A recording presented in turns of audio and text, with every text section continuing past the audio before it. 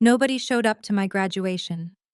While other families cheered and snapped photos, I stood alone in my cap and gown, staring at 6 empty chairs. Hours later, my phone finally buzzed with a message from my mother. She did not apologize. She simply wrote that she needed $4,200 transferred immediately for my younger sister's Sweet 16 venue deposit. I did not cry. Instead, I opened my banking app, sent her exactly $2, and replied with a single word: "Congrats." Then I drove home and changed the locks. Before I continue this story, let me know where you are watching from in the comments below. Hit like and subscribe if you have ever had to set hard boundaries with toxic family members who only see you as a bank account. My name is Nia and I am 28 years old. Today was supposed to be the culmination of 3 grueling years of sleepless nights and relentless determination. I was officially receiving my Master of Business Administration degree. The university lawn was a sea of black gowns and proud parents. I stood near the edge of the quad, the heavy fabric of my graduation robe clinging to my shoulders in the afternoon heat. My eyes were fixed on the second row of the audience section. I had secured 6 premium reserved seats months in advance, one for my mother Brenda, one for my father Marcus, one for my older brother Darius, one for his wife Becky, and one for my 16-year-old sister Chloe. The sixth was an extra. All 6 remained perfectly painfully empty throughout the entire ceremony. When the dean called my name and handed me my diploma case, the polite applause from strangers echoed around me. I had looked out into the crowd irrationally, hoping to spot my mother rushing down the aisle. But there was no one. The silence from my family was deafening. I spent my entire life as the designated outcast of our household, the one whose achievements were dismissed as standard expectations, while my siblings were celebrated for doing the bare minimum. I thought today would be different. I thought graduating at the top of my class would finally earn me a fraction of the pride they showered so easily on Darius and Chloe. As the crowd began to disperse, my phone vibrated in the pocket of my dress. My heart did a pathetic, hopeful flutter. I pulled the device out, expecting a frantic apology from my mother. Instead, the screen displayed a stark, demanding text from Brenda. "Need $4,200 transferred today. The venue deposit for Chloe is short, and they are threatening to cancel her Sweet 16 party. Send it through the Cash app." I stared at the glowing screen as families walked past me, hugging their graduates and crying tears of joy. There was no greeting, no acknowledgement of the day, no excuse for their absence. My mother had ghosted one of the most important milestones of my life, only to reach her hand out for my money before the ceremony had even officially concluded. For a brief moment, the familiar sting of rejection threatened to close my throat. The old Nia would have paid them just to buy a scrap of affection. But the woman standing on that lawn, holding an advanced degree and leading a highly successful real estate management firm, felt absolutely nothing but cold, sharp clarity. I did not shed a single tear. I opened my banking application. My accounts held a quiet empire I had built entirely without their help. I navigated to the transfer page, typed in my mother's information, and entered exactly $2. I hit send. Then I opened our text thread and replied with one word: "Congrats." I slipped my phone back into my pocket, took off my graduation cap, and walked toward the parking garage with my head held high. The drive back to my luxury condo in the city center gave me time to process the sheer audacity of my family. The dynamic had always been incredibly toxic. Darius was the golden boy drowning in consumer debt to maintain an illusion of wealth. Chloe was the baby, deeply spoiled, disrespectful, and obsessed with presenting a flawless life on social media. My parents catered to her every whim, terrified she might throw a tantrum. And then there was me, the reliable workhorse, the one expected to fix the financial messes and stay quietly in the background. Whenever I achieved something, it was immediately overshadowed by whatever minor crisis my siblings had created. I had spent my early 20s seeking their validation until I finally realized that my ambition offended them. They did not want a successful daughter. They wanted an obedient cash machine. I pulled my car into the secured underground garage of my building. The quiet safety of the luxury facility was a stark contrast to the loud, chaotic energy I had endured growing up in my parents' crowded suburban home. I had purchased this sprawling condo 2 years ago under Vanguard Holdings, the real estate management company I had built from the ground up. My family had absolutely no idea about the actual scale of my wealth or the fact that I owned the company, managing several major properties in the city. To them, I was just a mid-level employee with a decent paycheck. I rode the private elevator directly up to my floor. I was exhausted, craving a hot shower to wash away the bitter aftertaste of the day. But as I stepped off the elevator and turned down the softly lit hallway, my footsteps slowed to a halt. I stared at the entrance to my unit. The heavy, solid oak door was standing slightly ajar. I had definitely locked it before leaving this morning. My heart hammered against my ribs as a strange rustling sound drifted from inside my home. Someone was inside my private apartment, pushing the heavy oak door open. I braced myself for the worst. My mind raced through scenarios of a break-in or a robbery. Instead, the reality waiting for me in my pristine living room was infinitely more infuriating. The immaculate minimalist aesthetic of my sanctuary had been completely obliterated. Stacks of cheap, flimsy cardboard boxes were piled precariously against my custom Italian leather sofa. Rolls of gaudy neon pink tulle and massive glitter-coated styrofoam numbers, spelling out a giant 16 dominated my imported mahogany coffee table. Standing right in the middle of this chaotic mess was my older brother Darius and his white wife Becky. Darius was lounging on my sofa with his shoes still on, mindlessly scrolling through his phone as if he were sitting in his own living room. Becky was busy barking orders at a delivery driver who was trying to haul in yet another massive box of cheap party favors. I dropped my keys onto the entryway console with a sharp clatter. The sound echoed through the high ceilings, causing Darius to finally look up from his screen. He did not look apologetic. He did not even look surprised. He just offered a lazy, entitled grin that perfectly encapsulated 32 years of being the golden child. "Hey, little sister," Darius drawled, tossing a handful of popcorn into his mouth. "Mom said you were at some graduation thing today, so we figured you would not mind if we used the extra space. The Sweet 16 party of Chloe is going to be massive. You know how Mom gets when things are not perfect." I stared at him, my blood turning to ice. "How exactly did you get into my home?" Becky spun around, acting as if my presence was a minor inconvenience interrupting her busy schedule. She sighed heavily, offering a condescending smile that never quite reached her eyes. She reached into her expensive handbag and pulled out a silver key, dangling it in front of me like a trophy. "Brenda gave us the emergency spare you left at the house 2 years ago," Becky said casually, completely disregarding the sheer violation of privacy. "She said you never have company anyway, so your place is basically just sitting empty. We need to store all these centerpieces somewhere climate-controlled." My jaw tightened. The spare key I had given my mother was meant strictly for medical emergencies. I had explicitly told her it was never to be used without my direct permission. Yet here was my brother and his wife violating my safe haven because my mother had casually handed over access to my life as if it were community property. That blatant disrespect was exactly why I kept my distance from them. "This is breaking and entering," I stated, my voice dangerously calm and entirely devoid of the emotional outburst they were clearly anticipating. Becky rolled her eyes dramatically, crossing her arms over her chest. She stepped forward, adopting that overly familiar, patronizing tone she always used whenever she tried to navigate around my family. "Calm down," Becky scoffed, waving her hand dismissively. "There is no need to get so aggressive over a few boxes. We are family. You should be happy to help out. I know you are feeling yourself today because you got your little degree, but let us be real. A master degree just makes you a slightly better employee for whatever corporate machine you work for. Family comes first. We are keeping this here until the party next week." Her words hung in the air, dripping with the kind of casual microaggressions I had endured since Darius first brought her home. She loved putting me in my place, reminding me that no matter what I achieved, she viewed me as beneath her. "Yeah, Nia, relax. You are always making everything a bigger deal than it needs to be. You have all this space and no husband or kids to fill it.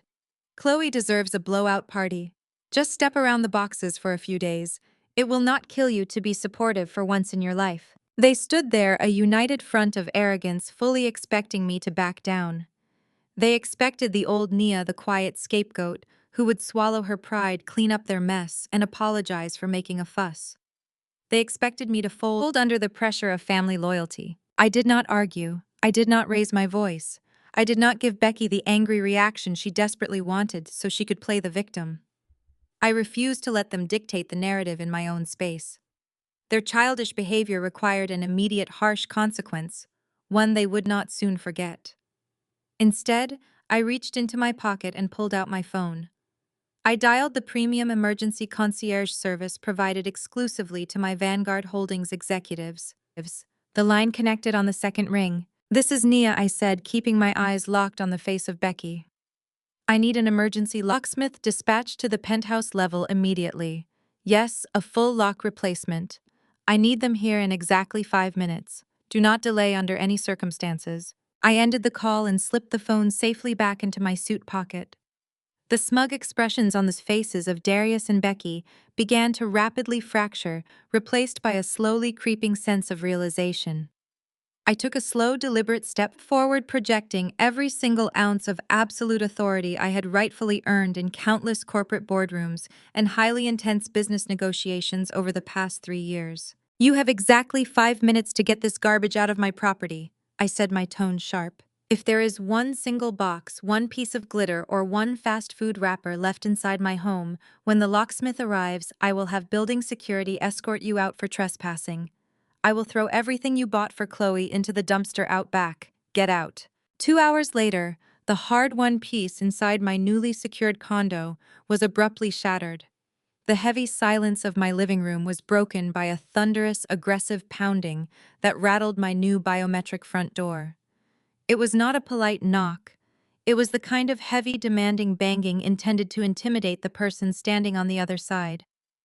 I calmly set my glass of iced lemon water down on the kitchen island and walked over to the smart home security panel mounted on the wall. The high-definition camera feed displayed the brightly lit hallway outside. Standing right in front of my door were two uniformed police officers. Flanking them was my mother, Brenda. She was dressed in her Sunday best, clutching her expensive leather purse tightly against her chest, her face twisted into a mask of exaggerated performative distress. I smoothed the wrinkles from my tailored trousers, unlocked the biometric deadbolt, and pulled the door open. Before the officers could even speak, Brenda launched into an Oscar-worthy performance. She pointed a manicured finger directly at my face, her voice rising several octaves so the neighbors down the hall could hear her tragic plight. "Officers, that is her. That is the thief," Brenda shrieked, squeezing out a few fake tears to sell the illusion. "She stole my 16-year-old baby daughter's sweet 16 party supplies. She locked us out of the apartment and is holding thousands of dollars of our personal property hostage. Arrest her right now. She is completely out of control." The two police officers looked extremely tense. The lead officer, a tall, broad-shouldered man, placed a resting hand near his duty belt and quickly assessed the situation. He looked at my professional attire, then looked at Brenda's theatrical display. "Ma'am, is this your residence?" the officer asked me, his tone guarded but remaining perfectly polite. Brenda immediately tried to talk over me, attempting to control the narrative before I could utter a single word in my own defense. "She just rents a tiny room here," Brenda declared smugly, stepping closer to the officers to block their view of my foyer. "We help pay her lease because she struggles to make ends meet. She is clearly having some sort of mental breakdown today. You need to detain her immediately and let me inside to retrieve my property." I held my ground. I did not raise my voice. I refused to give my mother the angry reaction she desperately needed to validate her ridiculous lies. "Officers, please step inside for a moment," I said, stepping aside and gesturing into the expansive multi-million-dollar penthouse. Brenda marched in right behind them, her chin held high, fully expecting to see me placed in handcuffs by the end of the conversation. She glared at me with a triumphant smirk. I ignored her completely and walked over to the steel wall safe hidden behind a framed painting in my home office area.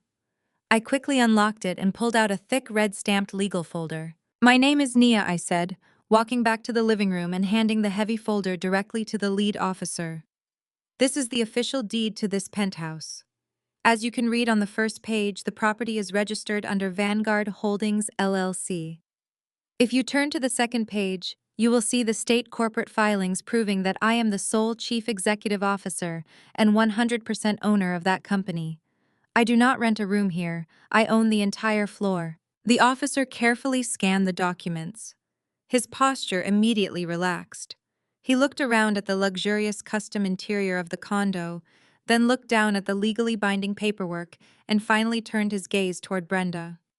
"Ma'am, this property belongs to her," the officer stated flatly, handing the folder back to me. Brenda's face flushed a deep, embarrassed crimson.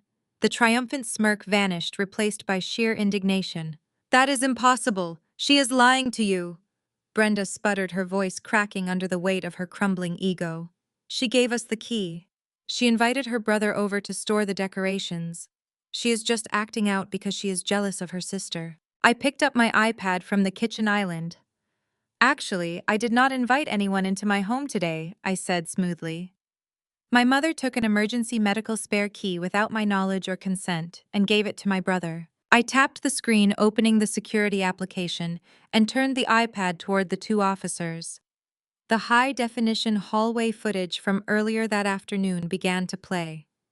The video clearly showed Becky fumbling with the old lock, looking over her shoulder nervously. The audio picked up her voice with crystal-clear precision. "I cannot believe your mom just swiped her spare key." Becky's voice echoed from the iPad speakers. "Good thing Nia is stuck at that boring graduation all day. Let us dump this junk and go." The officers watched the footage in complete silence. They watched Darius and Becky illegally enter my premises, laughing about the intrusion. I took the iPad back and locked the screen. "As you can see, officers, my family broke into my home while I was walking across a stage to receive my master's degree," I explained calmly. "I returned, found them trespassing, and demanded they leave. I also had the locks changed immediately to protect my safety. The items they abandoned are currently sitting by the freight elevator awaiting tomorrow morning's trash collection." The lead officer stood up straighter. The remaining patience he had reserved for my mother completely evaporated. He turned his stern gaze directly onto Brenda, whose mouth was hanging slightly open in shock. "Ma'am, do you realize that filing a false police report is a serious criminal offense?" the officer demanded, his voice echoing loudly in the quiet condo. "You brought law enforcement here under the strict pretense of theft and a domestic dispute. In reality, your family committed trespassing, an unlawful entry on private property, and you lied to our faces about it." Brenda tried to speak, but no words came out. Her chest heaved as she realized the gravity of her mistake. The police were no longer looking at her as a concerned, respectable mother. They were looking at her as a massive liability. She glared at me with a venomous, hateful intensity, realizing that her golden child and her precious party were no longer her biggest problems. She had pushed me too far, and now the heavy consequences were entirely her own. The heavy humidity of a Sunday afternoon in Atlanta hung in the air, thick with the familiar scent of charcoal smoke and sweet barbecue sauce.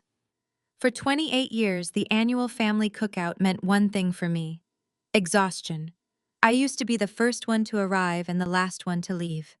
I was the designated mule expected to marinate the chicken the night before, chop pounds of collard greens, and stand sweating over the scorching grill while my siblings relaxed in the shade with ice-cold lemonades.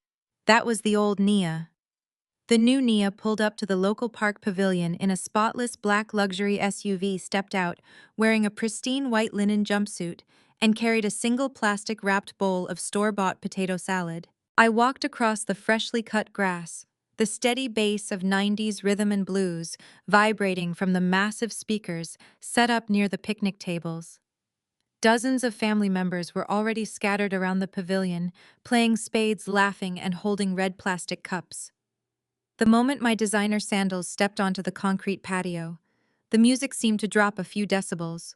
The collective gaze of my extended family locked onto me. Word travels fast in our community, but lies travel even faster. I headed straight for the food tables, completely unbothered by the heavy stares.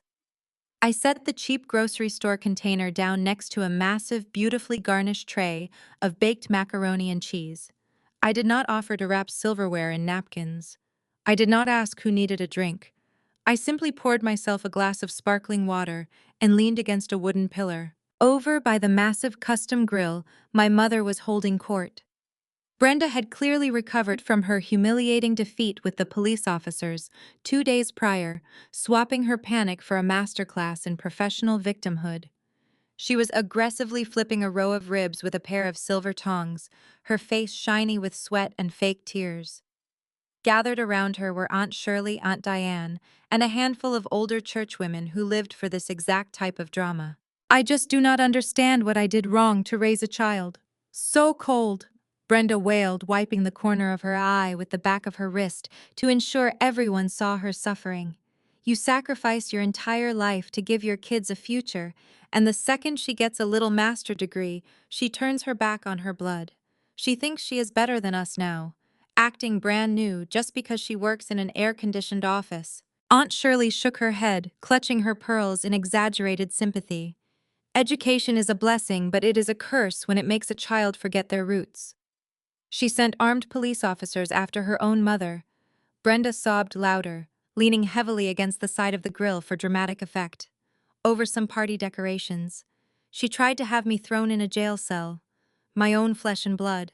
I pray for her soul every night, but the greed has corrupted her entirely. The aunties gasped in unison, shooting venomous glares in my direction. In our culture, calling the police on your family was the ultimate betrayal, the unforgivable sin. Brenda knew exactly what she was doing. She was using the deep-rooted community fears to completely assassinate my character, painting me as a ruthless, whitewashed corporate villain who despised her own people. I took a slow sip of my sparkling water. The old me would have rushed over, desperate to explain the truth, begging the aunties to understand that Brenda had broken into my home and lied to the police first. The new me knew that arguing with a narcissist flying monkey was a complete waste of breath. Let them talk. The truth was going to hit them like a freight train soon enough. I turned to walk toward the quieter side of the pavilion, but my path was abruptly blocked. Darius and Becky marched up to me, their faces twisted in identical expressions of righteous fury. They had purposefully cornered me right near the patio steps, strategically positioning themselves so that at least 20 family members had a front row seat to the confrontation. Becky crossed her arms, her face turning a splotchy pink in the summer heat. She had the absolute nerve to look at me with supreme disappointment, as if she held any actual authority in my family structure. "You have a lot of nerve showing your face here today," Becky sneered, raising her voice so the surrounding tables would stop their card games and listen. "After what you pulled on Friday, you are lucky we even let you step foot on this grass." I slowly lowered my glass. "You do not let me do anything, Becky. You married into this family, but you certainly do not run it." Darius stepped forward, puffing out his chest to tower over me. He always used his physical size to intimidate me when we were kids, but I no longer intimidated easily. "Do not disrespect my wife," Darius barked, jabbing a finger in my direction. "You need to fix your attitude right now. Mom is over there crying her eyes out because of you. You embarrassed this entire family. You are going to walk your arrogant, stuck-up self over to that grill, and you are going to apologize to our mother in front of everybody." I stared at his pointing finger, then looked up into his furious eyes. "Apologize for what, Darius? For changing the locks on a home I own? Or for not letting you use my living room as a garbage dump for your spoiled sister? You called the cops on your own mother," Darius yelled, ensuring the entire pavilion went completely silent. The music still played, but no one was talking. Every single eye was glued to us. "You tried to get her arrested to protect your fancy little apartment. You forgot where you came from, Nia. You think your money and your degree make you untouchable. You owe her an apology, and you owe us some respect right now." I looked at my brother, then at his arrogant wife, and finally scanned the faces of my extended family watching the spectacle. They all expected me to shrink. They demanded a public submission. Instead, I reached into my designer handbag, my fingers wrapping around the cold, hard screen of my smartphone, fully prepared to shatter the golden boy illusion right here on the concrete patio. I pulled my smartphone from my handbag and let my thumb rest on the scanner. The screen glowed to life in the humid afternoon shade. Before I could even swipe open the browser, Becky decided to seal her own fate. She stepped in front of Darius, putting one hand on her hip and adopting a sickly sweet tone that masked her venom. You really need to control your temper, Becky said, sighing as if she were speaking to an unruly toddler. You are feeding right into that angry black woman stereotype. It is just not a good look for you, especially in front of polite company. You are making a huge scene over absolutely nothing because you do not know how to handle your emotions. A collective intake of breath rippled across the pavilion. Even some of the most judgmental aunties widened their eyes at the sheer audacity of her words. Coming from a white woman who had married into our family just 3 years ago, the racial microaggression was not just disrespectful, it was a declaration of war. My mother Brenda did not intervene. She simply watched perfectly content to let Becky do her dirty work as long as it kept me in my designated place as the family scapegoat. I did not raise my voice. I did not glare. I simply smiled. It was a cold, clinical smile that immediately wiped the smug satisfaction right off the face of Becky. I am not angry, Becky, I replied, my voice steady and carrying clearly over the soft rhythm and blues music still playing in the background. I am just highly educated and deeply observant. Speaking of education, my background in corporate finance gives me access to a wealth of public records and credit monitoring databases. I actually brought something to share with the family today, since we are all so invested in being honest with each other. I tapped the screen of my phone, opening a PDF document I had saved earlier that morning. I turned the brightness all the way up and held the device out, though I did not need to look at it to know the numbers by heart. Let us talk about this perfect, respectful family image you and Darius are projecting. I continued taking a slow step toward them. Everyone here thinks Darius is a highly successful investment banker. Everyone admires that brand new Porsche Panamera parked right out front taking up 2 spaces. Tell me, Darius, did you mention to Mom and the aunties that the car is not actually yours? Darius stiffened, the color draining from his face. Shut your mouth, Nia. You do not know what you are talking about. I swiped to the next page on my screen. I know that the Porsche is a short-term rental from an exotic car leasing agency downtown, I stated clearly, letting the words sink in. I also know that you are currently 2 weeks late on the weekly rental fee. They filed a repossession warning 3 days ago. You drove it here today, just to show off, hoping nobody would notice the GPS tracking sticker on the windshield. Murmurs erupted from the surrounding picnic tables. Aunt Diane leaned forward, her red plastic cup frozen halfway to her mouth. My mother stopped flipping her ribs, the silver tongs clattering against the metal side of the barbecue grill. That is a lie, Becky shrieked, her voice pitching up in panic. She reached out, trying to snatch the phone from my hand, but I smoothly stepped back, keeping the screen out of her reach. Darius makes 6 figures. He bought that car for our anniversary. Did he? I asked, tilting my head. Because according to the public bankruptcy filings from last month, Darius is currently unemployed. And you, Becky, are the one drowning this household in debt to keep up appearances on social media. I swiped to the final page of my compiled dossier. I looked directly into the panicked eyes of Becky and began reading the exact figures. You currently have 6 maxed-out credit cards, Becky, I announced, ensuring every single aunt, uncle, and cousin heard me. 3 from major department stores and 3 high-interest bank cards. Your total revolving debt sits at exactly $84,522. You took out a predatory payday loan last Tuesday just to cover the minimum payments so the banks would not freeze your accounts before this cookout. You are wearing a designer dress you bought on credit, standing next to a man who leases a car he cannot afford, and you have the absolute audacity to lecture me about my behavior. Darius turned a dark, blotchy shade of red. He looked around wildly, realizing that the entire pavilion was staring at them with unfiltered shock. The Golden Boy facade, meticulously maintained by my mother for over 3 decades, was shattering into a million irreparable pieces right there on the concrete patio. You hacked our accounts, Darius stammered, pointing a trembling finger at me. This is illegal. I will sue you. Public records and court filings are not hacking, Big Brother, I replied effortlessly. Any landlord running a basic background check can see your financial ruin. In fact, that is exactly how I found out.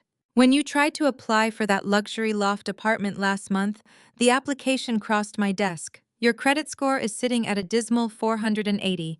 You are completely bankrupt. Becky felt her lower lip quiver.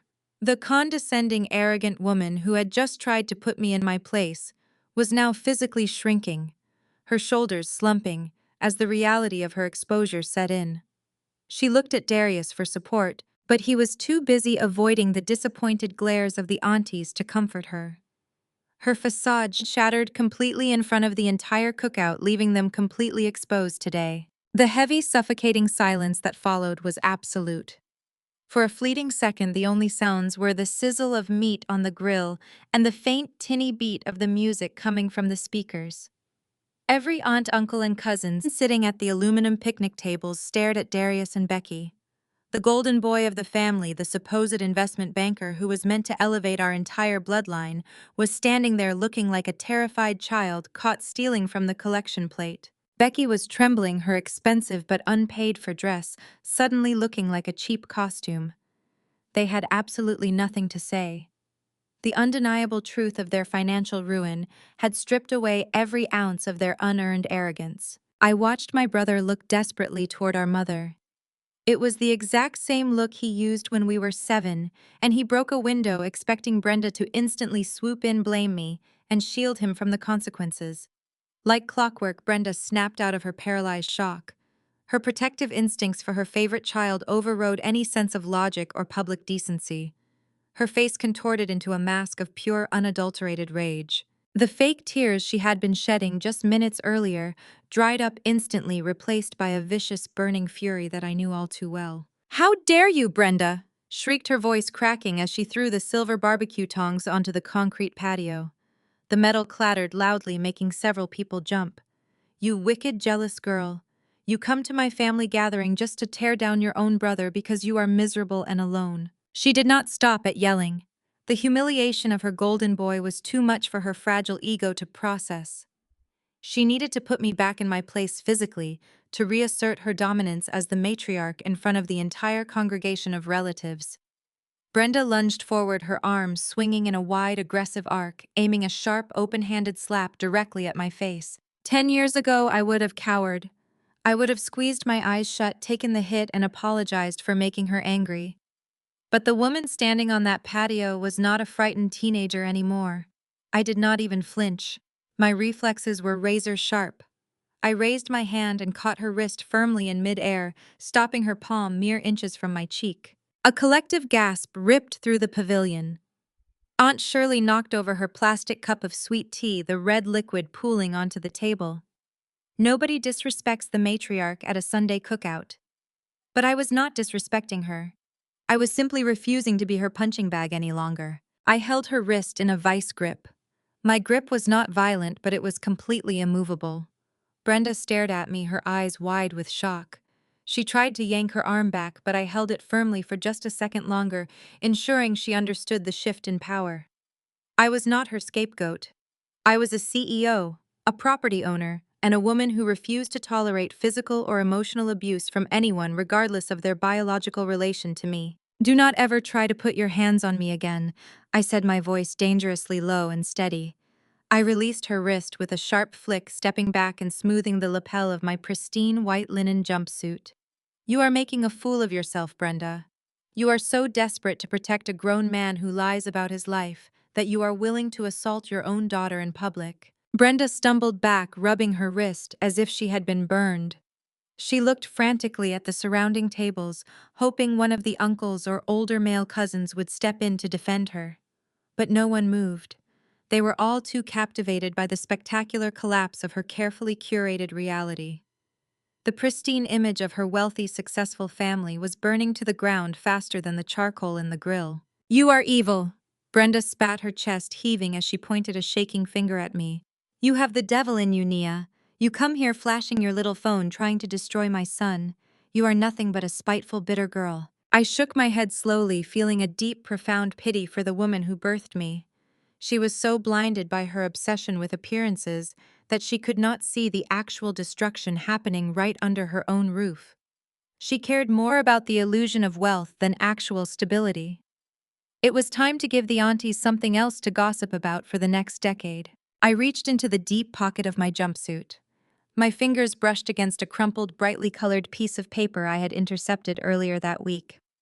As a property owner and someone heavily involved in local real estate, I received notifications about distressed properties and utility defaults in the area. When this particular notice crossed my desk, I had saved it specifically for an occasion just like this. I pulled out the crumpled yellow paper. It was printed on bright, unavoidable neon yellow cardstock, the universal sign of municipal distress. I walked over to the nearest picnic table right next to the massive aluminum tray of baked macaroni and cheese and dropped the paper flat onto the wood. Aunt Diane immediately leaned over, adjusting her reading glasses to look at the bold black lettering printed across the top.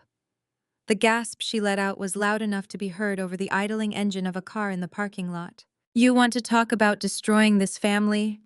I said, my voice echoing clearly across the hushed pavilion. "You want to call me bitter and evil for exposing the truth? Well, let us talk about your truth, Mom. Let us talk about the lifestyle you are desperately trying to fund." Brenda stared at the yellow paper, her eyes darting frantically from the document to the faces of her sisters. "What is that?" Darius demanded, stepping forward, but keeping a safe distance from me. "It is a final shut-off notice," I announced, looking directly into my mother's panicked eyes. "A utility shut-off notice for the house you and Dad are currently living in. You are exactly 4 months behind on your electricity and water bills. They are cutting the power off completely on Tuesday morning." The silence that followed was absolute. You could hear the wind rustling through the oak trees above us. Brenda's mouth opened, but no sound came out. The great proud matriarch of the family, the woman who judged everyone else for their financial missteps, was facing imminent darkness in her own home. "Before you throw a $10,000 Sweet 16 party for Chloe to impress people who do not even like you, maybe pay your light bill, Mom." I smiled, a tight, cold expression that held no warmth. "It is getting dark." I did not wait for a response. I turned on my heel and walked away. I did not look back at Darius, who was staring at his mother in confusion. I did not look at Becky, who was still frozen in humiliation. I walked across the freshly cut the afternoon sun warming my face. I pressed the button on my keys, and the lights of my black luxury SUV flashed in the distance. I climbed into the driver's seat, started the engine, and drove out of the park, leaving the entire family in total, irrecoverable chaos. The drive back to my penthouse was the most peaceful commute I had experienced in my entire adult life. Leaving my family standing in the middle of that park, stripped of their arrogant facades and suffocating under the weight of their own financial ruin, felt like shedding a physical burden. I did not check my phone for the rest of the evening. I knew my mother was likely spiraling into a frantic panic, desperately trying to spin a new web of lies to explain away the bright yellow utility shut-off notice I had dropped onto the picnic table. She would tell the aunties it was a clerical error, a mix-up at the billing office, or perhaps even a fake document I had fabricated just to make her look bad. But deep down, Brenda knew the truth. She was backed into a corner, and desperate people do incredibly reckless things. The next morning, I was sitting behind the custom mahogany desk in my corner office at Vanguard Holdings. The floor-to-ceiling windows offered a commanding view of the city skyline, a daily reminder of the empire I had built with my own two hands.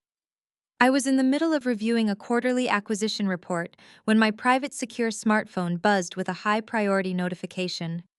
It was not a text message or a corporate email. It was an urgent alert from my executive identity protection and credit monitoring service. I set my pen down and unlocked the device. A prominent red banner flashed across the top of the screen. A new platinum tier credit card had just been successfully opened using my social security number. My brow furrowed in disbelief. As a financial professional who routinely handled millions of dollars in real estate transactions, my personal credit was locked down behind multiple layers of security. However, this specific application had bypassed the initial flags because it utilized answers to deeply personal security questions that only an immediate family member would know. The alert provided the digital footprint of the application, including the physical address where the physical card was being rushed for delivery. It was my parents' suburban home address, I leaned back in my ergonomic leather chair, letting out a sharp, incredulous breath. Brenda had actually crossed the line from toxic parenting straight into a federal felony. I remembered then that she still possessed my original Social Security card from when I was a child. I had requested it back multiple times over the years, but she always claimed she had lost it in a filing cabinet. She had not lost it. She had kept it as a dormant weapon, waiting for the perfect moment to exploit my identity. After the utter humiliation at the Sunday cookout, Brenda was suffocating under the pressure to maintain her matriarchal image. She needed to prove to the aunties in the church congregation that she was not bankrupt, that the utility shut-off notice was a lie, and that she could still afford to throw Chloe the most lavish Sweet 16 party the city had ever seen. Since Darius and Becky were completely broke and Marcus was drowning in debt, Brenda decided to fund her golden child's lifestyle by stealing my financial identity. My finger hovered over the immediate fraud lockdown button on my screen. One tap and the account would be instantly frozen, the line of credit destroyed, before a single dollar could be spent. It was the logical, safe reaction. But as I stared at the screen, a different strategy began to form in my mind. Shutting it down now would only result in Brenda receiving a simple declined message. She would play the victim, claim it was a bank error, and find another way to manipulate her way out of the mess. She needed to face a consequence so public and so devastating that she could never spin the narrative again. I moved my finger away from the lock button. I opened the live transaction feed and waited. I did not have to wait long. Less than 2 hours later, the first pending transaction hit the dashboard. I watched the numbers roll across the screen in real time. $15,000.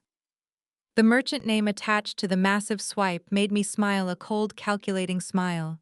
The Grand Orchid. It was the most exclusive ultra-luxury event space in the entire metropolitan area. The kind of venue that required a massive upfront deposit just to secure a date on their calendar. Brenda was not just trying to save face.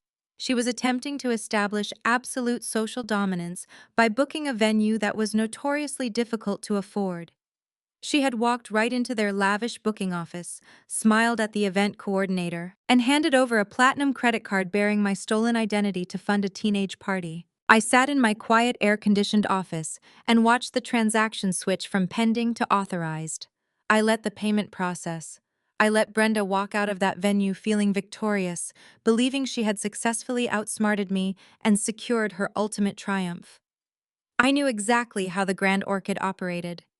Upon receiving a full VIP deposit, their social media team would immediately begin drafting promotional posts to announce the upcoming elite event, tagging the client to build hype. Chloe was undoubtedly already bragging to every single girl at her high school about securing the most coveted venue in town. I let them celebrate.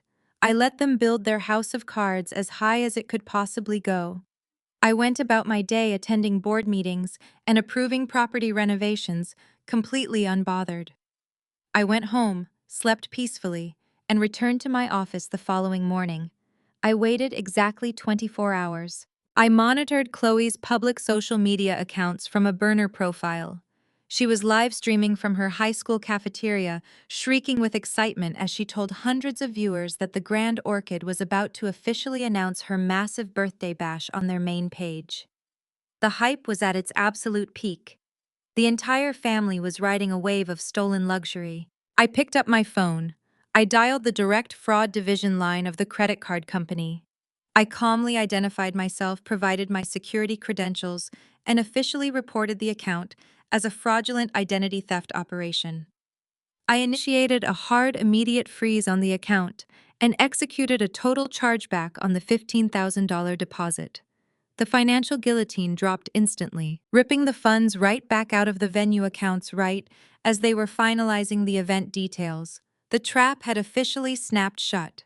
While I sat in the absolute tranquility of my corporate office, the chaotic scene unfolding across town was a masterclass in teenage hubris. My 16-year-old sister Chloe was holding court from her lavishly decorated bedroom. She had propped her smartphone on a ring light stand and was broadcasting live on social media to over 800 of her high school classmates.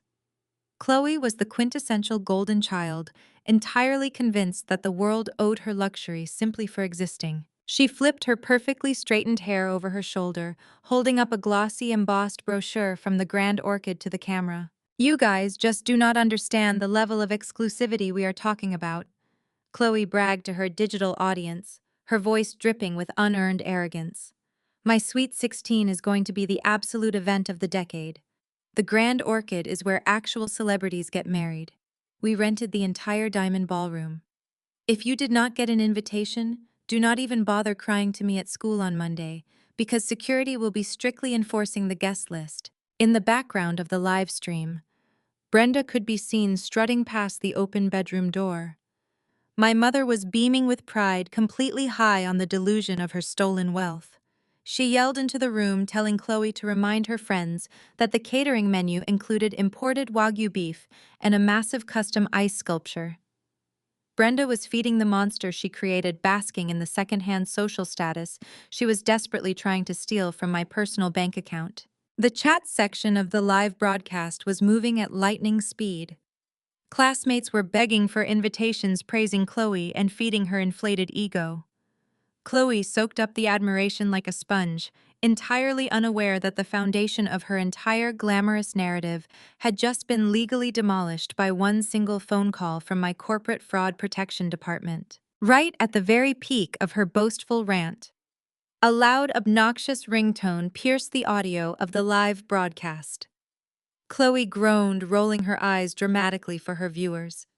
She picked up her secondary phone, checked the caller identification, and her face lit up with extreme excitement. "Oh my goodness, you guys! It is the elite event coordinator from the venue," Chloe squealed, making sure the camera captured her triumphant expression. "They are probably calling to finalize the design for my custom entrance carpet.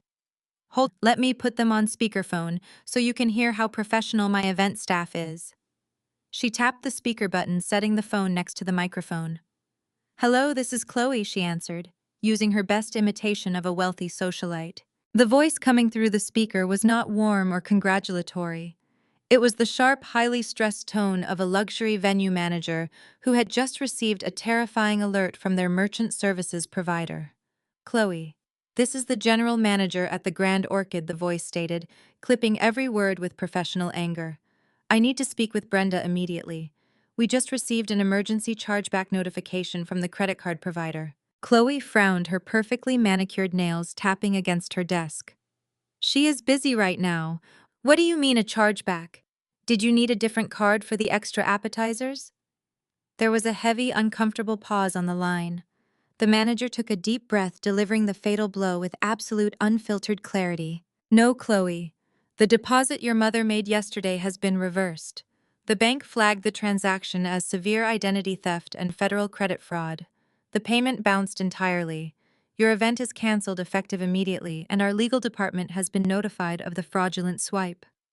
The absolute silence that fell over the bedroom was deafening. Chloe stared at the phone, unable to process the catastrophic humiliation broadcast to 800 of her peers. Then the live chat section exploded. The comments poured in like a ruthless avalanche. Classmates who begged for invitations were now crying with laughter. The screen filled with skull emojis and savage commentary. They called her broke. They asked if her family was going to jail. They mocked the menu and told her to enjoy her Sweet 16 in the prison cafeteria. Chloe snapped. The realization of her total social destruction hit her like a physical blow. She let out a piercing scream that echoed through the house. She grabbed her ring light, sending it crashing to the hardwood floor. She picked up the glossy venue brochure and ripped it to shreds, sobbing uncontrollably. Mom, Chloe shrieked, her face turning red as tears ruined her expensive makeup.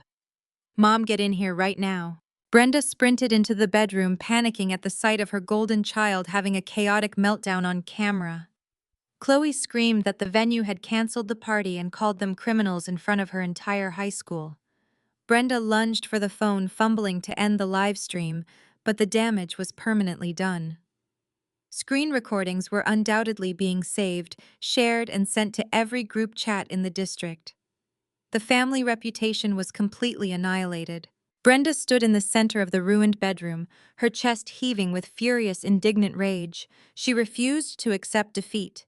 Her narcissistic pride simply would not allow her to absorb the reality that her stolen funds had been revoked. She was convinced this was a massive banking error, or worse, a lack of respect for her status. "Get up," Brenda ordered, hauling a sobbing Chloe off the floor. "Fix your face and get your shoes on. Tell your father to get the car started. We are not letting some venue manager embarrass this family." Brenda marched out of the room with absolute delusional determination. She would drag the family to the Grand Orchid, bully the manager, and demand they reinstate the party immediately. They had no idea they were marching straight into my trap. The glass doors of the Grand Orchid slid open and my family marched into the marble foyer like they owned the building. From the high-definition security cameras in my executive suite, I watched the spectacle unfold.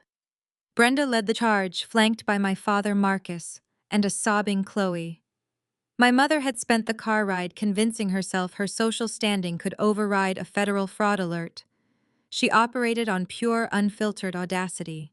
The Grand Orchid was designed to intimidate.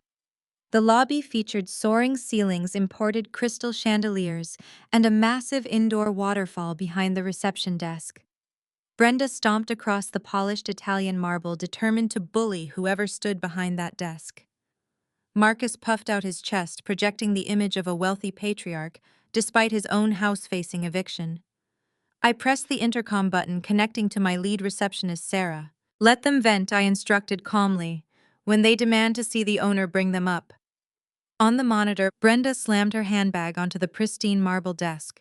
She did not bother with a polite greeting. "I need to speak to the general manager right this second," Brenda demanded, her voice echoing loudly. "There has been a ridiculous banking error regarding my daughter's Sweet 16 party. Your staff had the absolute nerve to call my teenager and cancel her event. We are here to fix this misunderstanding and reinstate the Diamond Ballroom immediately." Sarah offered a practiced, sympathetic smile. "I apologize for the distress, ma'am. However, our merchant services department received a direct fraud alert from the credit card issuer. The deposit was reversed because the card was flagged for severe identity theft. We cannot legally process that payment." Brenda scoffed, waving her hand dismissively. "It was a mistake. I am a prominent member of the Greater Hope Baptist Church Usher Board. My husband Marcus sits on the deacon board. We are upstanding Christian people. We do not commit fraud. We are victims of a flawed banking system." Marcus stepped closer to the desk, resting his forearms on the marble. "Look, miss, we are willing to overlook the disrespect your manager showed my daughter today. We want the party put back on the calendar right now. If the bank is being difficult, we can simply set up a direct payment plan. We will pay the venue in monthly cash installments. You have our word." Chloe wiped her running mascara, nodding vigorously. "You have to fix this. My entire high school is laughing at me on the internet. You ruined my life." Sarah maintained her flawless composure.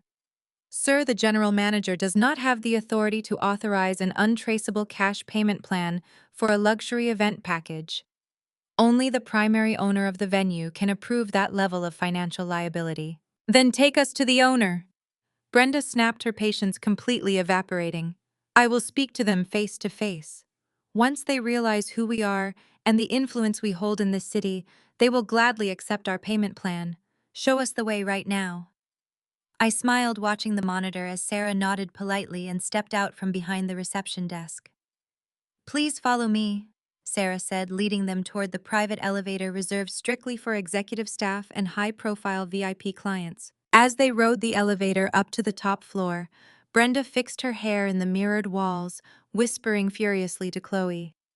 "Stop crying and stand up straight," Brenda commanded.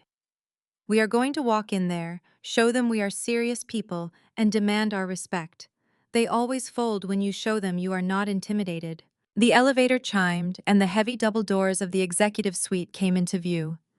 I sat back in my high-backed leather chair and spun it around to face the expansive floor-to-ceiling windows, looking out over the city skyline. The heavy doors clicked open, and Sarah ushered my family into the massive sunlit office. "The owner will speak with you now," Sarah announced quietly, stepping back and pulling the doors shut behind her. Brenda did not waste a single second. She marched right up to the front of the massive desk, her voice booming with arrogant entitlement. "Listen here. I do not care what your computer system says. I am Brenda, and my family does not tolerate being embarrassed. You are going to reinstate my daughter's party, and you are going to accept our monthly payment plan, or I will make sure my entire congregation boycotts this establishment. I let the silence hang in the air for exactly 3 seconds. Then I planted my feet firmly on the carpet and spun my leather chair around to face them. Brenda froze. The breath hitched in her throat. Marcus stumbled backward, nearly tripping over the plush rug. Chloe let out a sharp, confused gasp. "Hello, Mother," I said, my voice echoing with absolute authority in the cavernous office. I rested my elbows on the mahogany desk, clasping my hands together. "You are right about one thing. The Grand Orchid does not tolerate embarrassment. However, this venue is a Vanguard Holdings property. I own the building, the business, and the ballroom you are trying to rent." Brenda opened her mouth, but her vocal cords completely failed her. She stared at me, her eyes darting frantically around the luxurious office, finally landing on the gold nameplate sitting right in front of me. Nia, Chief Executive Officer. "You want a payment plan for a $15,000 party?" I asked, leaning forward, my gaze piercing straight through her crumbling facade. "The party you tried to fund by stealing my social security number and committing federal credit fraud. The party you booked using my stolen identity because you and your husband are entirely bankrupt. That is not—" Marcus stammered, his tough guy persona instantly vaporizing. "Nia, what are you doing here?" "I am running my empire, Dad," I replied effortlessly. "And I do not do payment plans for identity thieves." I reached over and pressed a silver button on my desk console. Before Brenda could even attempt to formulate a lie, the heavy mahogany doors swung open again.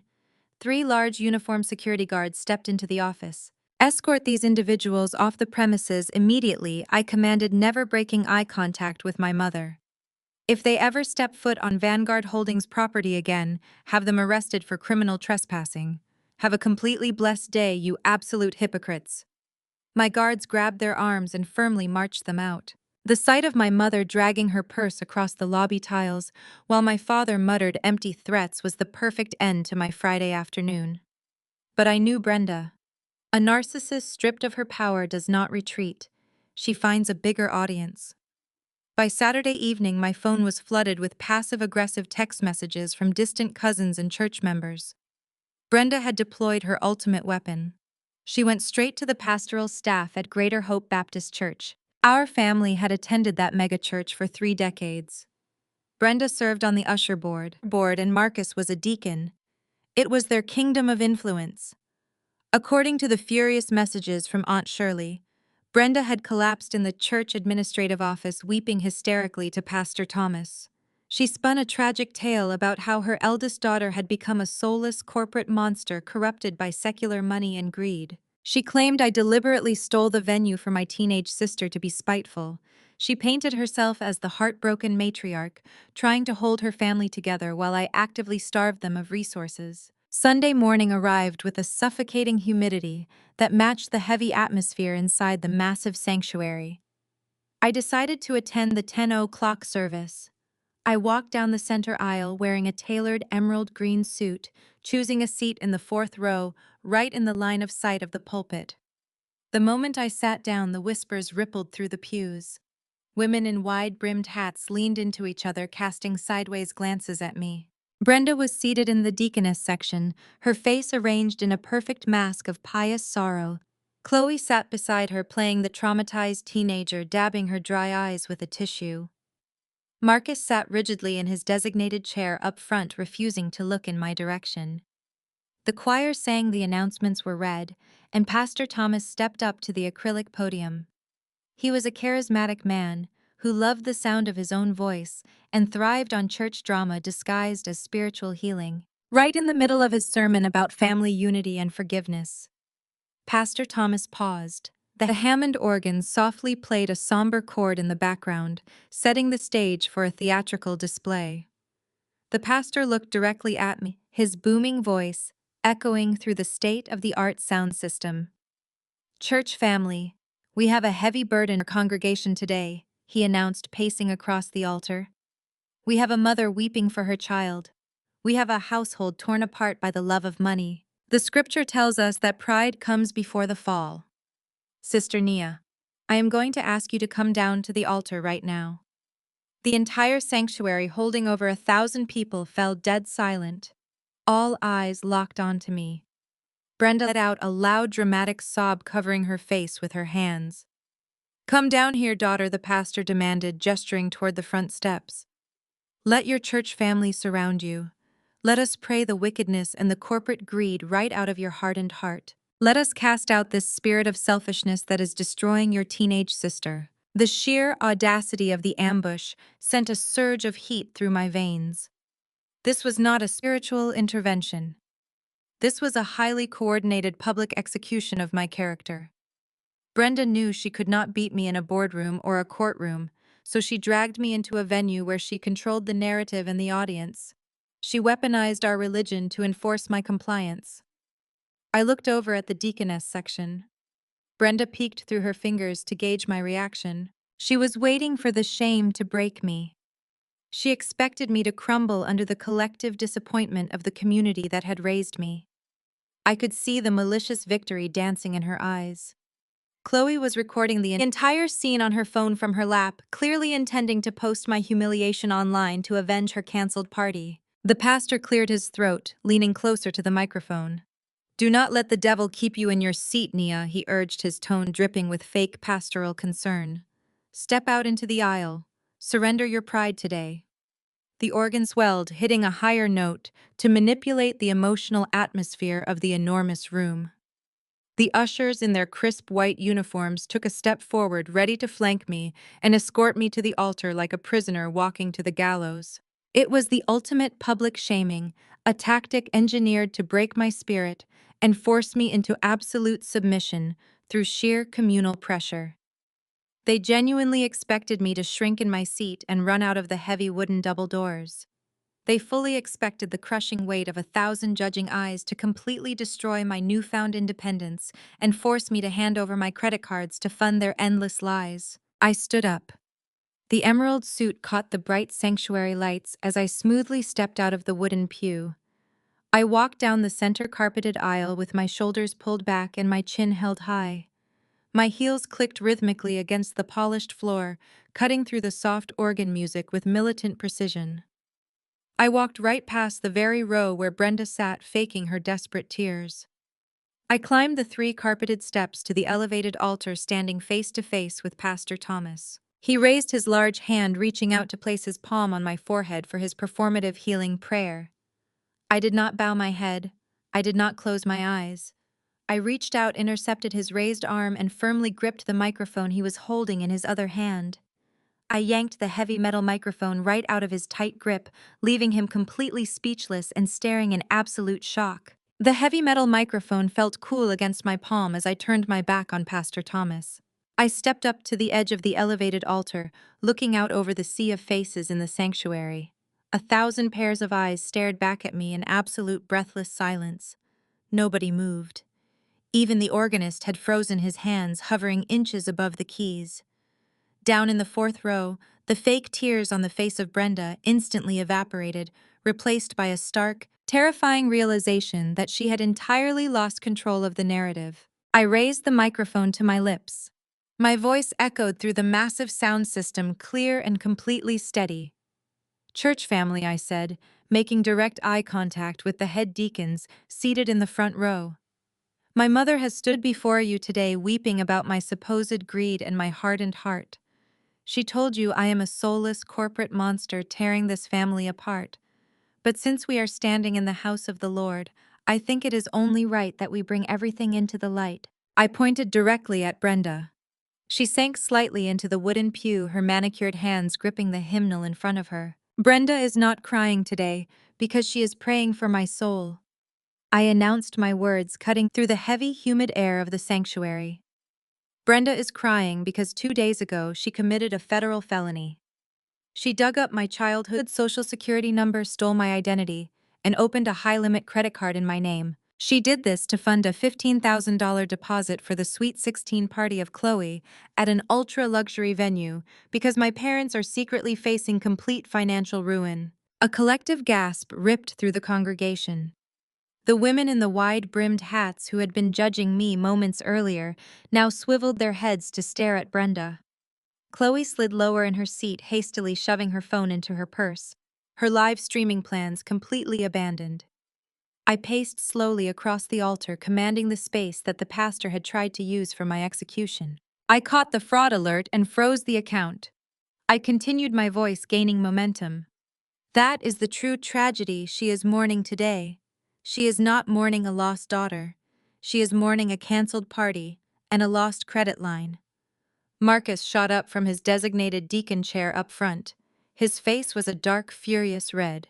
"Pastor, you cannot let her stand up there and spread these lies," he yelled. "Shut her microphone off." Pastor Thomas remained frozen behind me, completely paralyzed by the sheer, unprecedented magnitude of the confrontation. He did not make a single move toward the soundboard.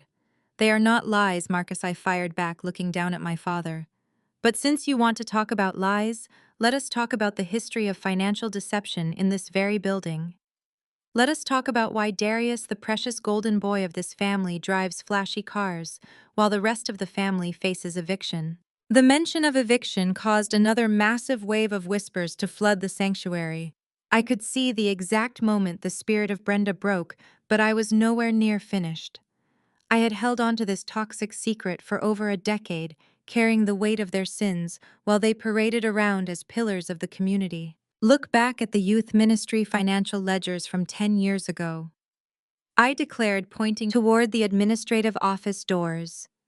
I was 18 years old when my mother forced me to sit at our kitchen table and alter the accounting books for the annual youth fund, bake sales, and charity drives. She was treasurer of the committee, and she embezzled over $8,000 from the offering plates. The sanctuary erupted. Several deacons stood up from their seats, their faces etched in pure shock. The head of the usher board, a woman who had served alongside Brenda for years, covered her mouth in absolute horror. "That is right," I said, ensuring my voice remained the loudest sound in the room. "She stole from the church youth fund to put the down payment on the first luxury car for Darius. She forced me, a teenager, to falsify the financial software entries to cover her tracks because she threatened to kick me out of the house if I refused. She stole from your children to fund her golden child, and she has the absolute audacity to stand in this sanctuary today and accuse me of greed." The chaos that followed was deafening. 1,000 voices began shouting at once. The pious facade of the family was completely annihilated in less than 3 minutes. Members of the congregation were pointing at Brenda, demanding answers. The pristine, untouchable reputation she had built her entire life upon was burning to the ground right there in the fourth row. I turned around and shoved the microphone firmly back into the trembling chest of Pastor Thomas.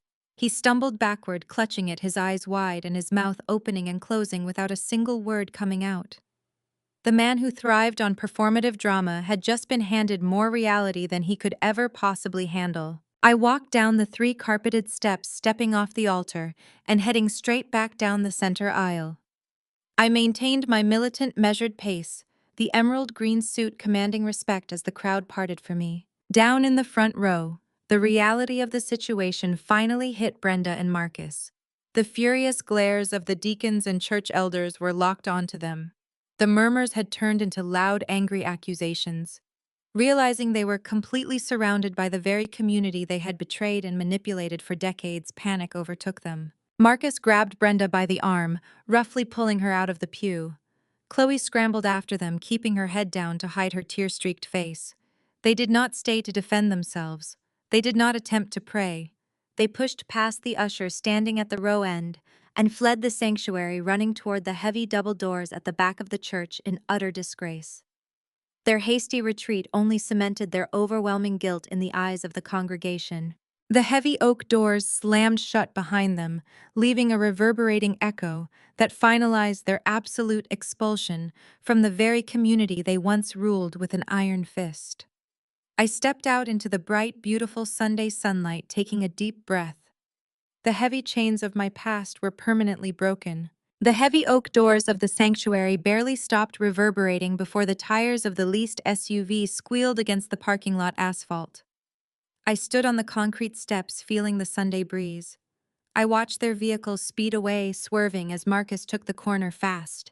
I knew what was happening. Brenda was likely hyperventilating, screaming at Marcus to drive faster. Chloe was curled in the back seat, deleting her social media accounts before her classmates could flood her comments with the news of her family disgrace. They were rushing back to their manicured suburban home, hoping to hide from the catastrophic fallout of their exposed lies.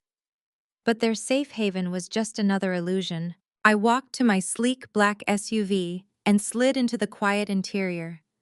I reached into the console and pulled out my work tablet. I opened my Vanguard Holdings property management application and tapped on the live security feed for a specific residential address.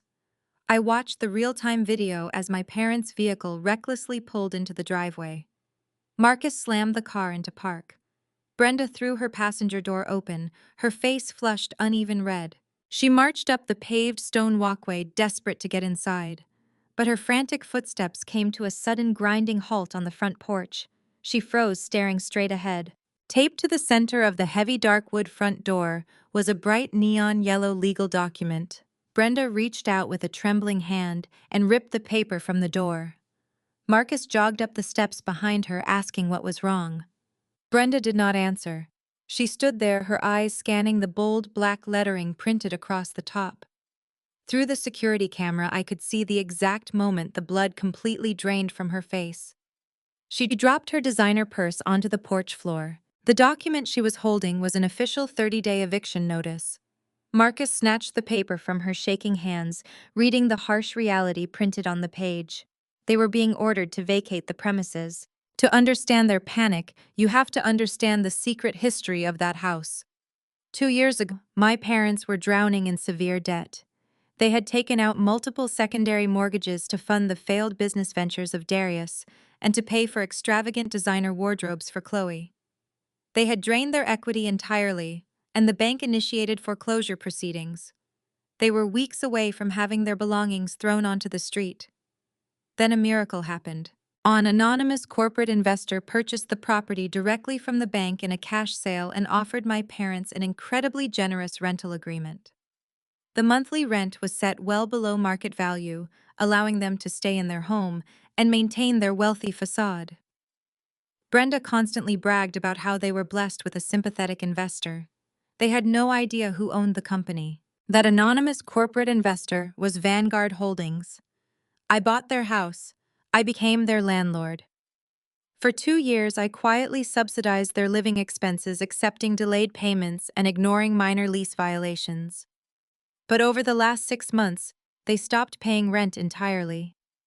Brenda and Marcus decided that funding the lavish lifestyle of Chloe and keeping up appearances was more important than paying housing costs. They assumed the corporate landlord would simply give them endless extensions.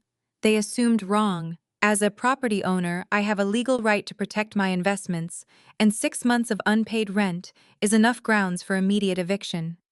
I watched on my tablet as Marcus pulled out his cell phone, his fingers shaking as he dialed the contact number listed on the yellow notice. My personal business phone began to ring inside my car. I looked at the caller identification. It was Marcus. I swiped the screen to accept the call and lifted the phone to my ear. I did not say hello. I simply listened to the frantic, heavy breathing on the line. "We just received a notice on our door." Marcus barked, his voice laced with desperate manufactured authority. He thought he was speaking to a random customer service representative. "There has been a massive mistake. You cannot evict us. We just need a few more weeks to catch up on the rent. We demand to speak to the owner right this instant." I leaned back against my leather seat, keeping my eyes fixed on the live video feed of my father standing on the porch. My voice was calm, steady, and completely devoid of mercy. "You are speaking to the owner, Dad," I replied. On the security feed, I watched Marcus physically recoil. He pulled the phone away from his ear, staring at the screen in absolute horror, before slowly bringing it back to his face. "Nia," he whispered, his voice cracking, entirely stripped of its false bravado. "Yes, Dad. Vanguard Holdings bought your house 2 years ago when the bank was going to throw you out into the street. I am your landlord," I stated clearly, making sure every single word landed with devastating precision. "I subsidized your life. I gave you a safe place to live. And how did you repay me? You skipped 6 months of rent to buy designer clothes for Chloe. You broke into my home. You called the police on me. And you stole my identity to commit federal credit card fraud. So there is no mistake and no extensions. Brenda leaned in close to the phone, realizing who was on the other line. Nia, you cannot do this to us. We are your parents. You cannot put us out. I watched them through the camera, two people who had spent my entire life making me feel homeless in my own family. You have 30 days to vacate my property, I said coldly. If you leave a single piece of trash behind, I will sue you. Have a blessed Sunday. I ended the call and put the car in drive. Leaving the neighborhood behind felt like exhaling a breath held for 28 years. But the shockwave of that yellow eviction notice ripped straight through the fragile financial ecosystem of my entire family. By Monday morning, the desperation reached a boiling point. Brenda and Marcus, facing imminent homelessness, immediately pivoted to their golden child for a bailout. They drove straight to the luxury high-rise apartment Darius and Becky were squatting in and begged for emergency cash. That was the spark that ignited the final powder keg. Becky was already spiraling from the humiliating exposure of her maxed-out credit cards at the cookout. The realization that her wealthy in-laws were actually broke and begging her unemployed husband for money sent her into an absolute frenzy. Instead of turning her anger toward Darius, she redirected her vitriol at me. Tuesday afternoon, the glass doors of Vanguard Holdings swung open with a violent shove.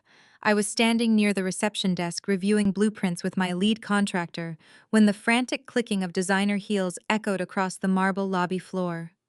Becky marched past the security checkpoint, waving her arms frantically, her face flushed with unhinged entitlement. Darius trailed a few steps behind her, looking like a hostage, dragging his feet and staring at the floor. "You have gone completely out of your mind!" Becky shrieked, stopping right in the middle of my corporate headquarters. My receptionist, Sarah, placed her hand over the security panic button, but I gave her a subtle shake of my head. "Let her speak," I mouthed. Becky pointed a shaking finger at me, her voice echoing off the high ceilings. "You are trying to put your own parents on the street.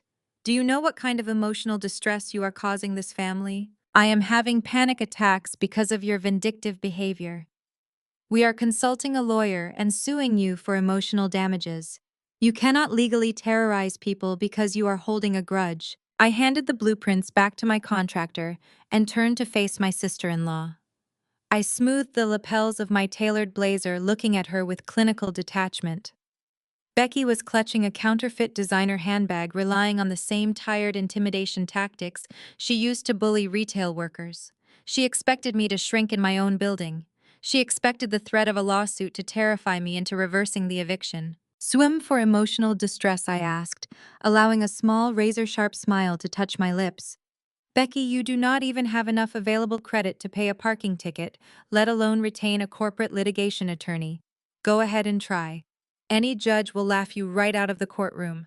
You have zero legal standing to challenge a lawful eviction notice served to tenants who defaulted on 6 months of rent. My company operates strictly by the book. The emotional distress you are feeling is just the natural consequence of your own financial illiteracy." Darius finally stepped forward, attempting to salvage whatever shred of masculine pride he had left.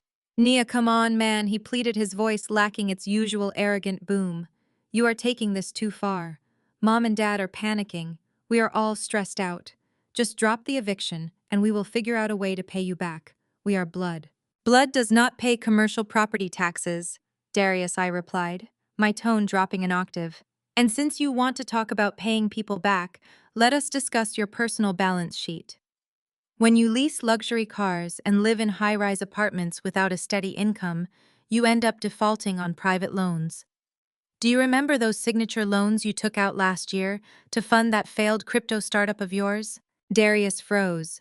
The remaining color in his face drained away, leaving him looking sickly pale. "How do you know about that?" he whispered. "Because Vanguard Holdings does not just deal in real estate," I explained, taking a slow, deliberate step toward him. "We also acquire distressed debt portfolios. I bought your defaulted private loans for pennies on the dollar 2 weeks ago. You currently owe my firm over $120,000. I officially transferred your entire debt portfolio to an aggressive third-party collection agency this morning. They are ruthless, Darius. They will garnish whatever future wages you manage to scrape together, and they will seize any assets you currently hold. You are not just bankrupt, Big Brother. You are financially obliterated. Becky whipped her head around to stare at her husband. Her eyes were wide with a mixture of horror and realization. You owe her $120,000, Becky screamed, her voice cracking. You told me those startup loans were completely forgiven. You told me we were just going through a temporary cash flow issue. Darius held his hands up defensively, stepping away from her. Babe, I was going to fix it. I just needed a little more time to secure an investment round. Do not do this right now. Fix it! Becky shrieked, batting his hands away. You cannot fix anything, Darius. Your parents are getting evicted. Your car is getting repossessed. You are unemployed, and your sister owns your massive debt. There is no money left. The well is completely dry. She backed slowly away from him, looking at the man she married solely for his perceived status. The golden boy illusion was finally dead. Do not ever try to contact me again, Becky declared, her voice dripping with disgust. I am filing for divorce the second I leave this building. I am absolutely not going down with this sinking ship. She turned and stormed out of the lobby. Darius stood completely frozen in the center of my corporate headquarters, abandoned, bankrupt, and utterly alone. I did not offer him a single word of comfort. I simply gestured to the armed security guard standing near the elevators. Please escort this gentleman to the street, I instructed, my voice devoid of emotion. He no longer has any clearance for this building. I turned and walked back into my corner office, leaving my brother to face the crushing reality of his ruined life. While Brenda and Marcus frantically tried to pack up their suburban home, and Darius mourned his shredded marriage, my 16-year-old sister Chloe waged a digital war. Stripped of her sweet 16 party, and facing the imminent loss of her comfortable bedroom, Chloe turned to the only weapon she had left, her smartphone. By Wednesday morning, my corporate public relations director burst into my office holding a tablet. Nia, we have a massive situation developing online, he warned, setting the device on my desk.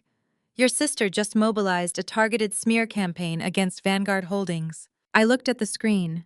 Chloe had uploaded a heavily filtered video to TikTok and Instagram. She was sitting on her bedroom floor wearing an oversized hoodie and crying hysterically without shedding a single actual tear. She stared directly into the camera, playing the ultimate victim for her thousands of followers. You guys, my evil corporate sister just stole my college fund and canceled my sweet 16 out of pure jealousy. Chloe whimpered, her voice shaking. She owns a company called Vanguard Holdings, and she is literally a slumlord who preys on struggling Black families. She is illegally evicting our parents right now just to ruin my life. Please go leave 1-star reviews on her business pages. Do not let her get away with destroying my family. The video had amassed over 50,000 views. The comment section was a toxic wasteland of enraged teenagers and gullible adults dragging my name through the mud. They called me a corporate sellout, a traitor to my community, and a ruthless villain. Within hours, a coordinated swarm of digital attacks flooded our social media accounts. Our Google review score dipped as hundreds of fake ratings poured in from teenagers who had never stepped foot in my properties. My public relations director looked panicked. Should we issue a public statement, he asked. Should we turn off the comment sections? I picked up my coffee cup, taking a slow sip. I stared at the frozen image of my sister. She thought she could weaponize the internet to bully me into submission, just like Brenda used the church congregation. She did not realize she was committing documented commercial defamation against a multi-million-dollar enterprise. Do not disable the comments, I instructed my director. In fact, take screenshots of every single defamatory video, every false claim, and every fake review. Compile the entire digital footprint. Then get my lead corporate attorney on the phone immediately. I did not jump into the comment section to argue with naive teenagers. Engaging in a cyber screaming match would only validate her tantrum and lower me to her juvenile level.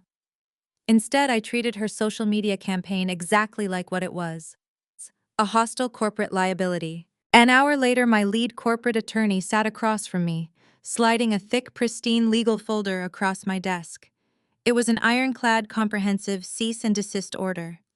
It detailed severe charges of commercial defamation, tortious interference with business operations, and targeted cyber harassment. The document clearly outlined that if the videos were not removed immediately, Vanguard Holdings would pursue a civil lawsuit for financial damages that would absolutely bankrupt whoever was legally responsible for the minor child. "I will send this via certified mail to your parents' house right away," my attorney stated, packing his briefcase. I placed my hand firmly over the heavy folder. "No," I said, a sharp, calculating smile touching my lips. "Mailing this to a house they are currently being evicted from will not make the right impact. Brenda will just hide the letter and play the victim again. This requires a much more personal touch." I left my corporate headquarters and drove my luxury sport utility vehicle straight into the affluent neighborhood where Chloe attended an elite private high school. My parents had begged, borrowed, and stolen to pay the exorbitant tuition just to maintain their social status. The school prided itself on its flawless reputation, enforcing a notoriously strict code of conduct regarding student behavior. I walked through the polished double doors of the administration building wearing my sharpest designer power suit. I bypassed the front desk entirely and walked directly into the office of the high school principal. He looked up in surprise, but my commanding presence stopped him from protesting the sudden intrusion. I dropped the heavy legal folder right onto the center of his desk. "I am the Chief Executive Officer of Vanguard Holdings," I announced, my voice ringing with undeniable authority. "One of your students, Chloe, is currently utilizing school hours to launch a coordinated cyber harassment and commercial defamation campaign against my enterprise. The evidence is inside that folder along with a formal legal warning. Your institution is now hosting a student actively committing tortious interference against a corporate entity." The principal opened the folder, his eyes widening in absolute horror as he read the printed transcripts and viewed the aggressive screenshots. The sheer legal magnitude of the threat terrified him. He immediately picked up his desk phone, his hands shaking slightly. "Pull Chloe out of her classroom and bring her to my office right this second," he barked into the receiver. 10 minutes later, the heavy office door swung open. Chloe marched in, expecting to see Brenda there to excuse her for some minor infraction. Instead, she stopped dead in her tracks, her arrogant scowl vanishing instantly when she saw me sitting gracefully in the leather guest chair. Nia, Chloe gasped. Chloe gasped. Her eyes darted wildly from the thick legal folder resting on the desk to my perfectly tailored blazer. The arrogant teenager who had spent the last 48 hours broadcasting my name to thousands of strangers was suddenly reduced to a trembling child. The principal did not offer her a single ounce of sympathy.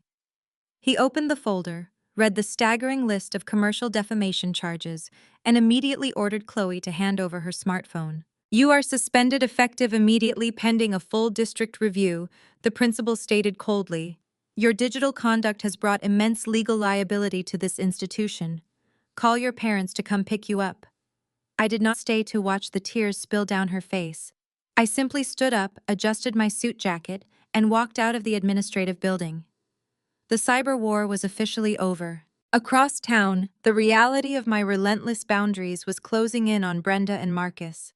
Their suburban fortress was rapidly transforming into a prison of their own making. The 30-day eviction clock was ticking loudly in the background of their ruined lives. The church congregation had entirely abandoned them, refusing to answer their phone calls. Darius was dodging their requests for money while navigating his own spectacular bankruptcy. And now Chloe was being sent home in absolute disgrace, permanently stripped of the sweet 16 party she had relentlessly bragged about. They had hit absolute rock bottom. Desperation breeds a very specific kind of audacity. With the walls closing in, Brenda resorted to tearing apart the house looking for anything of value. She frantically scoured the basement, rummaging through old filing cabinets and dusty storage bins, hoping to find a forgotten savings bond or a piece of jewelry she could pawn to save face. Instead, buried at the very bottom of a rusted metal lockbox, she found a ghost from the past. It was an old dark blue checkbook. 10 years ago, before I fully understood the absolute depths of her financial toxicity, I had a basic college checking account.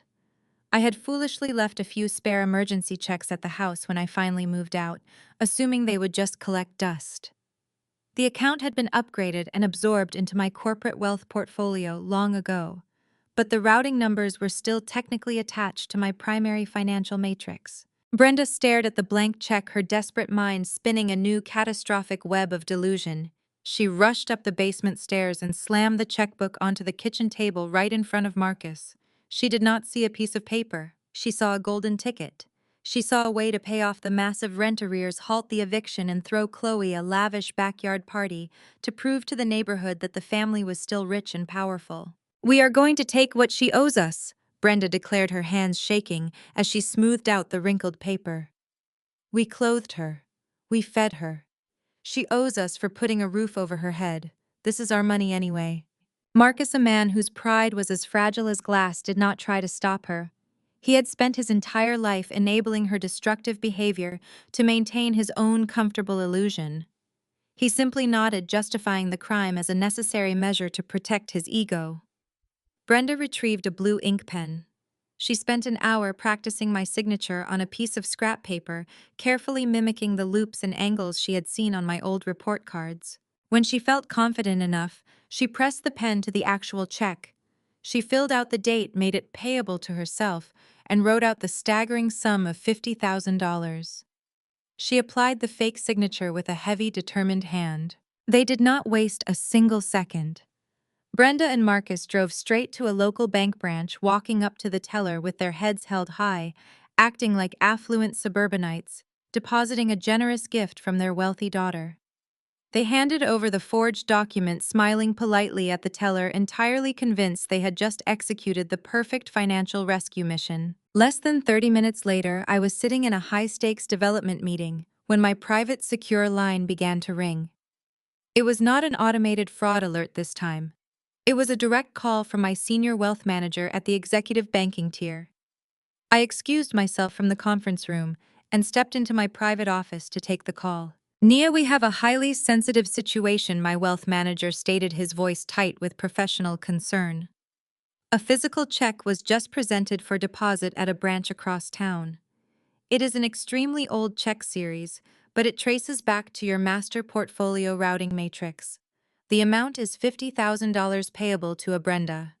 The signature does not match our biometric security profiles on file for you." I sat down slowly in my leather chair. "Send me the digital scan immediately," I commanded. My computer monitor chimed as the encrypted image arrived in my inbox. I pulled up the high-resolution scan of the check. I stared at the dark blue paper, recognizing the old design from my college days. I looked at the payee line. Then I looked at the signature. It was a sloppy, desperate imitation of my handwriting. My parents had not just crossed a moral line. They had sprinted straight across a legal boundary into federal territory. They had committed grand larceny, check forgery, and major bank fraud in broad daylight. The penalty for forging a check of that magnitude was years in a federal penitentiary. "Should I contact the authorities and issue a federal fraud warrant?" my wealth manager asked, waiting for my authorization to drop the legal hammer. I stared at the forged signature on my screen. Calling the police right now would end the game too quickly. I stared at the digital scan of the forged check on my monitor, my mind calculating the most devastating way to play this hand. If I simply had them arrested today, Brenda would spin the narrative. She would claim it was a misunderstanding, a desperate mistake made by a mother trying to protect her family from a ruthless corporate daughter. I needed undeniable, crystal-clear proof of her malicious intent. I needed a confession. I instructed my wealth manager to place a hard security freeze on the transferred funds, but to leave the transaction status appearing as pending on the receiving end. My parents would check their banking app and see the $50,000 sitting there, giving them a false sense of absolute invincibility. I picked up my smartphone and opened the text thread with my mother. I crafted a message designed to feed directly into her massive ego. "Mom, I have been doing a lot of thinking about everything that happened. I hate fighting like this. I want to make peace and maybe discuss dropping the eviction notice entirely. Let us meet for dinner tonight at the Capitol Grill, my treat." The response came back in less than 3 minutes. "Brenda could not resist the opportunity to gloat. We will be there at 8. I always knew you would come to your senses and remember who raised you." The Capitol Grill was the perfect venue for an interrogation disguised as a reconciliation. It was an ultra-expensive old-money steakhouse characterized by dim lighting, heavy mahogany wood paneling, and high-backed leather booths that offered intense acoustic privacy. I arrived 30 minutes early to ensure the hostess seated me at the exact table I had requested. Promptly at 8, my family walked through the heavy glass doors. They strutted into the dining room, radiating an arrogant, unearned confidence. Brenda was wearing a brand new silk blouse. Marcus walked with his chest puffed out, the posture of a man who believed he had just financially outsmarted his highly educated daughter. Chloe trailed behind them, her arms crossed, and a deeply bored expression on her face, entirely unbothered by her recent school suspension. They slid into the leather booth across from me. I ordered sparkling water. Brenda immediately flagged down the waiter and ordered the most expensive reserve bottle of red wine on the menu, followed by a pair of massive, dry-aged ribeye steaks. They were spending my money before they even had access to it. "I am glad you finally humbled yourself," Brenda stated, taking a slow sip of her ice water. "You have caused this family an immense amount of unnecessary stress this week. Eviction notices, calling schools. It was completely uncalled for. But blood is thicker than water. Family forgives." Marcus nodded solemnly. "Your mother is right. You let a little bit of corporate success go to your head. You forgot that everything you have is because we laid the foundation for you. It is only right that you share the blessings God gave you with the people who brought you into this world." Chloe rolled her eyes aggressively, tapping on her phone screen. "Yeah, whatever. Can we just talk about my party now? Since you are dropping the eviction, Mom said we can still throw my sweet 16 in the backyard. I need to text my friends that the event is back on so I can stop looking like a loser at school." I kept my expression perfectly neutral. "A backyard party?" I asked softly. "That sounds expensive, especially since I know Mom and Dad have been struggling with their rent. How are you guys planning to fund a massive catering event right now?" Brenda let out a sharp, condescending laugh. She leaned back against the plush leather seat, swirling the expensive red wine the waiter had just poured into her glass. "Do not worry about our finances." Brenda sneered, a wicked, triumphant gleam dancing in her eyes. "We managed to secure a very generous financial blessing today. We have more than enough capital to save the house and throw your sister the luxury party she actually deserves." "A financial blessing," I repeated calmly. "That is quite a stroke of luck, Mom. It must have been a very large sum to cover 6 months of back rent." Marcus smirked, cutting his steak. "Let us just say we found an old, untapped resource. Family wealth should be shared. Sometimes you just have to take the initiative to redistribute the funds yourself when your children act greedy." Brenda smiled over her wine glass. "Exactly. We just took what we were rightfully owed for raising you. Consider it back pay." They were so utterly blinded by their own arrogance that they did not notice the environment around them. They thought they were untouchable. They believed they had successfully stolen $50,000 and were currently enjoying an expensive dinner funded by the very victim they had just robbed. They did not pay any attention to the quiet, unassuming man sitting in the leather booth directly behind Brenda. He was wearing a plain gray sweater and holding a large business newspaper up, completely obscuring his face. From their angle, he was just another wealthy patron enjoying a solitary Friday night steak. They had absolutely no idea that the man was my top-tier private investigator. They had no idea that a high-definition directional audio recording device was resting on the table right behind their heads. Every single word of their boastful, arrogant confession regarding the stolen check and the forged signature was being recorded with crystal-clear precision. I took a slow, refreshing sip of my sparkling water, watching them eat their final meal of freedom. The dry-aged ribeye steaks arrived on sizzling ceramic platters, accompanied by truffle butter, mashed potatoes, and grilled asparagus. Brenda immediately sliced into her expensive cut of meat, chewing, with an exaggerated expression of pure satisfaction. She waved her fork in the air, using the silver utensil to point directly at my chest. "You see, Brenda said, her mouth still half full of expensive steak. "This is what happens when you finally stop fighting your own blood. We can sit down like civilized adults and enjoy the fruits of our collective labor. You have been running around this city acting like a ruthless corporate tyrant, but at the end of the day, you still need your family to ground you." Marcus reached for the reserve bottle of red wine, pouring himself another generous glass. He nodded along with my mother, completely oblivious to the legal trap closing tightly around his neck. Your mother is absolutely right. We forgive you for the eviction nonsense. We understand that success at your age can make a person lose their perspective. You just needed a sharp reminder of the natural order of things. Parents provide the foundation, and children honor that foundation through financial respect. I kept my hands folded neatly on the pristine white tablecloth. I needed them to keep talking. I needed them to lay out the exact mechanics of their financial crime, loud enough for the directional microphone sitting in the booth behind them to catch every single syllable. I am just curious, I said, keeping my tone even and completely devoid of hostility. 6 months of back rent is a significant amount of money, plus the cost of securing a new backyard catering vendor for the Sweet 16. How exactly did you manage to liquidate $50,000 so quickly? I know for a fact that your credit profiles are completely locked, and the bank denied your last 3 loan applications. Brenda scoffed, taking another large gulp of her expensive wine. The alcohol was loosening her tongue, stripping away any remaining shred of caution. She leaned across the table, her eyes gleaming with malicious triumph. She wanted to hurt me. She wanted to prove that she could still dominate me even from a place of absolute bankruptcy. We did not need a bank loan, Brenda sneered, lowering her voice to a conspiratorial whisper that carried perfectly across the quiet dining room.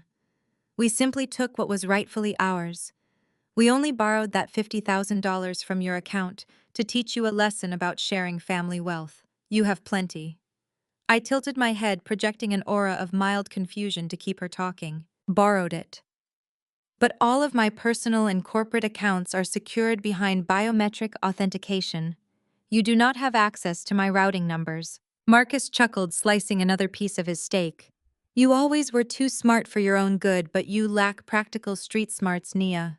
You left a book of blank emergency checks at the house years ago. We found it in the basement. Your mother simply filled one out and signed your name. The teller at the bank did not even look twice.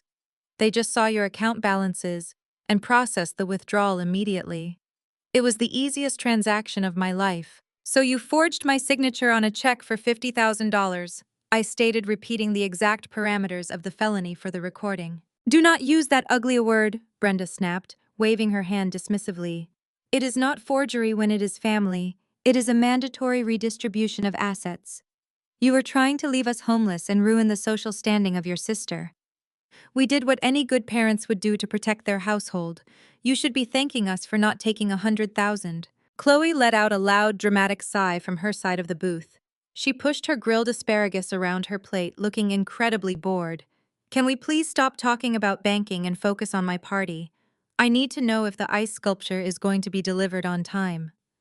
My entire school is watching me right now, and if this backyard party looks cheap, I will literally die of embarrassment. It will be perfect, sweetie, Brenda cooed, patting the hand of her golden child. We have $50,000 to make sure your Sweet 16 is the event of the year. Nobody is going to remember that little mix-up at the Grand Orchid. I sat back in my chair, letting the sheer magnitude of their delusion wash over me. They had just confessed to grand larceny, check fraud, and identity theft in a crowded restaurant. They admitted to finding the check, forging the signature, and executing the fraudulent withdrawal. The audio file currently being captured by my private investigator was nothing short of a prosecutor's ultimate dream. The trap had successfully sprung, and the steel jaws were locked firmly in place. Right on cue, our waiter approached the table. He carried a sleek black leather folder containing the final bill.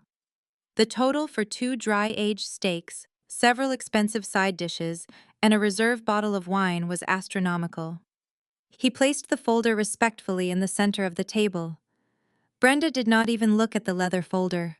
She simply kept chewing her steak, fully expecting me to reach out and cover the extravagant cost of their celebratory dinner. Excuse me, I said, looking up at the waiter with a polite professional smile.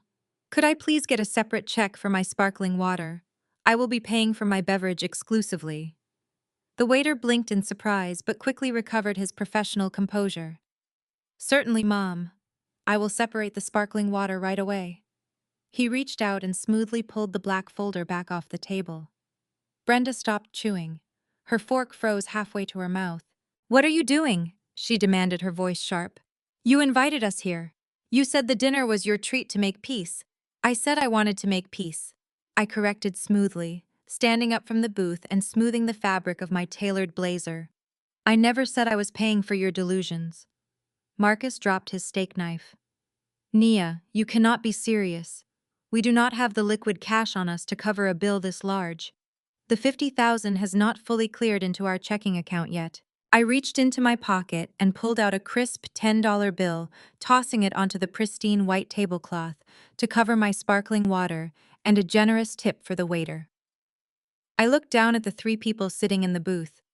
The arrogant swagger they had carried into the restaurant had completely evaporated, replaced by a sudden creeping sense of absolute dread. I placed both hands flat on the mahogany table, leaning in close so they could see the icy, unrelenting determination in my eyes. "Thanks for the clear confession," I whispered, ensuring my voice carried the heavy weight of their impending destruction. "The FBI loves high-quality audio. You guys can cover the stakes." I did not wait to watch the blood drain completely from the face of my mother. I turned on my heel and walked gracefully toward the exit of the restaurant.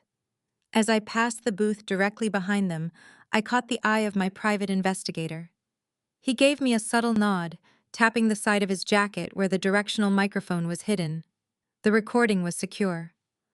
I pushed through the heavy glass doors of the Capitol Grill, stepping out into the cool evening air. The panic setting in behind those doors was no longer my concern. My empire was entirely safe. Brenda and Marcus were left staring at a steakhouse bill they could not afford, but their fear was incredibly short-lived. Narcissists possess a dangerous ability to completely rewrite reality to suit their immediate needs. By the time they managed to scrape together the funds to escape the restaurant, Brenda had already convinced herself that my threat was nothing but an empty bluff. She genuinely believed I was just a bitter, jealous daughter trying to ruin her evening with cheap intimidation tactics. The moment she returned to the house, she pulled out her smartphone and opened her mobile banking application. She stared at the screen, a triumphant, arrogant smile spreading across her face. The $50,000 was sitting right there in her available balance. She had absolutely no idea that she was looking at a digital ghost. My executive wealth manager had frozen the funds at the institutional level, creating a temporary mirrored balance that allowed Brenda to see the money without ever being able to successfully transfer it to another verified financial institution. She was holding a fistful of monopoly money, but she felt like an absolute billionaire. Empowered by her own profound delusion, Brenda threw caution entirely to the wind.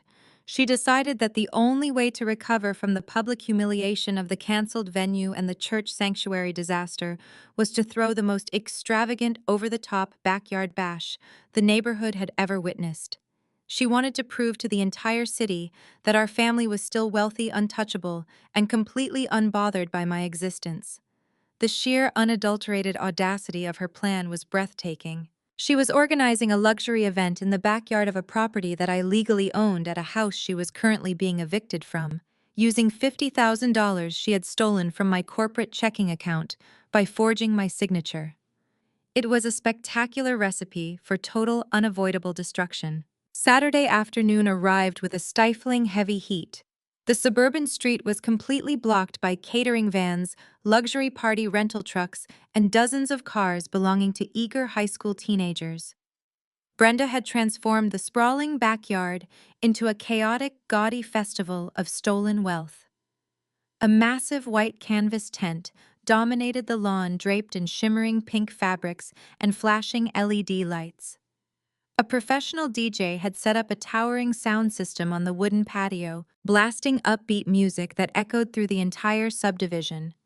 There was a custom photo booth, a sprawling buffet of expensive seafood, and an ice sculpture carved into the shape of a swan slowly melting in the afternoon sun. Chloe was in her absolute element. She paraded around the yard in a custom designer gown, completely ignoring the fact that she was currently suspended from school for her digital harassment campaign. She posed for endless photos with her classmates, desperately working to salvage her ruined social standing. She loudly told anyone who would listen that the family had simply decided a private estate party was much more exclusive and intimate than renting a public ballroom. Brenda was holding court near the catering tables, a glass of champagne clutched in her hand. She had invited members of the church congregation, extended cousins, and neighborhood gossips, determined to show them that my accusations at the altar were nothing but the lies of a jealous, estranged daughter. She glided through the crowd, laughing loudly, soaking up the compliments on the lavish decor. Marcus stood near the outdoor bar, puffing his chest out and playing the role of the generous, wealthy patriarch. They were completely intoxicated by the illusion they had built, willfully ignoring the yellow eviction notice that was still fresh in the minds of anyone paying actual attention. They truly believed they had won. They thought they had successfully outsmarted the system, secured the bag, and put me right back in my place. I spent the entire Saturday morning in my penthouse, meticulously reviewing the finalized legal documents my corporate attorney had delivered. I tracked the party through the social media posts of the oblivious teenagers in attendance. I watched the live updates timing my arrival with militant precision. I did not want to stop the party before it started. I wanted them to reach the absolute pinnacle of their joy. I wanted them to feel totally, completely invincible right before the floor collapsed beneath their feet. As the sun began to set, casting a golden hue over the extravagant backyard setup, the DJ lowered the music. He grabbed his microphone, his voice booming over the massive speakers. He called for the attention of all the guests, instructing everyone to gather around the patio for the main event. It was time to cut the cake. The crowd formed a large circle around a completely ridiculous 5-tier fondant masterpiece decorated with edible gold leaf. Chloe stood right in the center, beaming with absolute triumph, holding a long silver cake knife. Brenda stepped up beside her, holding her phone high in the air to record the perfect victorious moment. Marcus stood proudly on the other side, wrapping his arm around his daughter. The guests began to cheer, pulling out their own phones to capture the spectacle. Just as Chloe raised the silver knife, preparing to slice into the bottom tier, the heavy wrought iron double gates at the side of the property swung violently open with a loud metallic crash. The cheering abruptly died. The DJ froze, his hand hovering over the soundboard. The entire crowd turned their heads in unison. A sleek, heavily tinted black luxury SUV rolled straight past the property line, its massive tires crushing the manicured grass as it parked aggressively right next to the white party tent. The engine cut off. The driver's side door swung open, and I stepped out into the humid evening air, wearing a flawless razor-sharp crimson power suit. The heavy wrought iron gates groaned as they slammed shut behind me. I stepped out into the humid evening air, wearing a flawless razor-sharp crimson power suit. The striking color was a very deliberate, calculated choice. It demanded absolute attention and radiated undeniable authority. The vibrant backyard began to quiet down in waves as teenagers pointed at my unexpected arrival. The silence rolled across the manicured lawn, spreading from the catered buffet tables all the way to the massive white canvas tent. Brenda stood near the 5-tier fondant cake, her glass of champagne frozen halfway to her mouth. Her eyes widened, the smug, triumphant smile melting off her face like cheap wax. Marcus took a hesitant step backward, looking panicked. Chloe lowered the silver cake knife, her mouth hanging open, as her high school friends began murmuring, recognizing me from her disastrous social media live stream. They had been told I was a jealous, broke sister who was terrified of the family. My commanding presence entirely shattered that narrative in a matter of seconds. I did not stop to greet the church elders sitting at the VIP tables. I did not acknowledge Aunt Shirley, who was staring at me with her jaw practically unhinged. I marched with absolute unwavering purpose directly across the patio, heading straight for the towering sound system. The hired DJ, a young guy wearing oversized headphones, saw me approaching and tried to step in front of his mixing board. "Ma'am, you cannot be up here," he stammered, raising his hands defensively. I ignored him completely. I reached right past his trembling arm and yanked the main auxiliary cord entirely out of the primary soundboard. The booming party music cut out with a harsh, jarring screech. The sudden silence that fell over the sprawling backyard was absolute. "Nia, get out of my yard!" Brenda shrieked, finally finding her voice. Her tone was laced with pure, unfiltered panic. She started marching across the patio, her designer heels clicking frantically against the wood. "Security! Somebody get her out of here right now!" I did not flinch.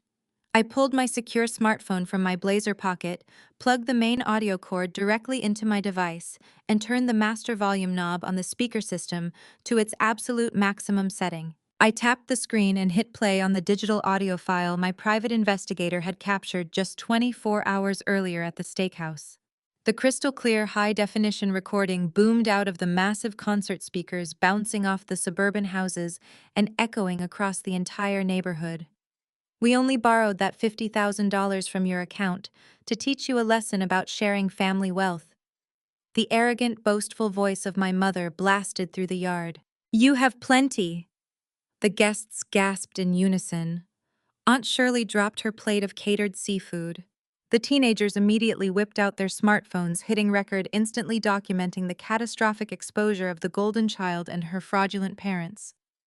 Then the voice of Marcus echoed through the speakers, cementing their absolute destruction. "You left a book of blank emergency checks at the house years ago. Your mother simply filled one out and signed your name." The teller at the bank did not even look twice. Brenda stopped dead in her tracks, her face drained of all color, turning a sickly ashen gray.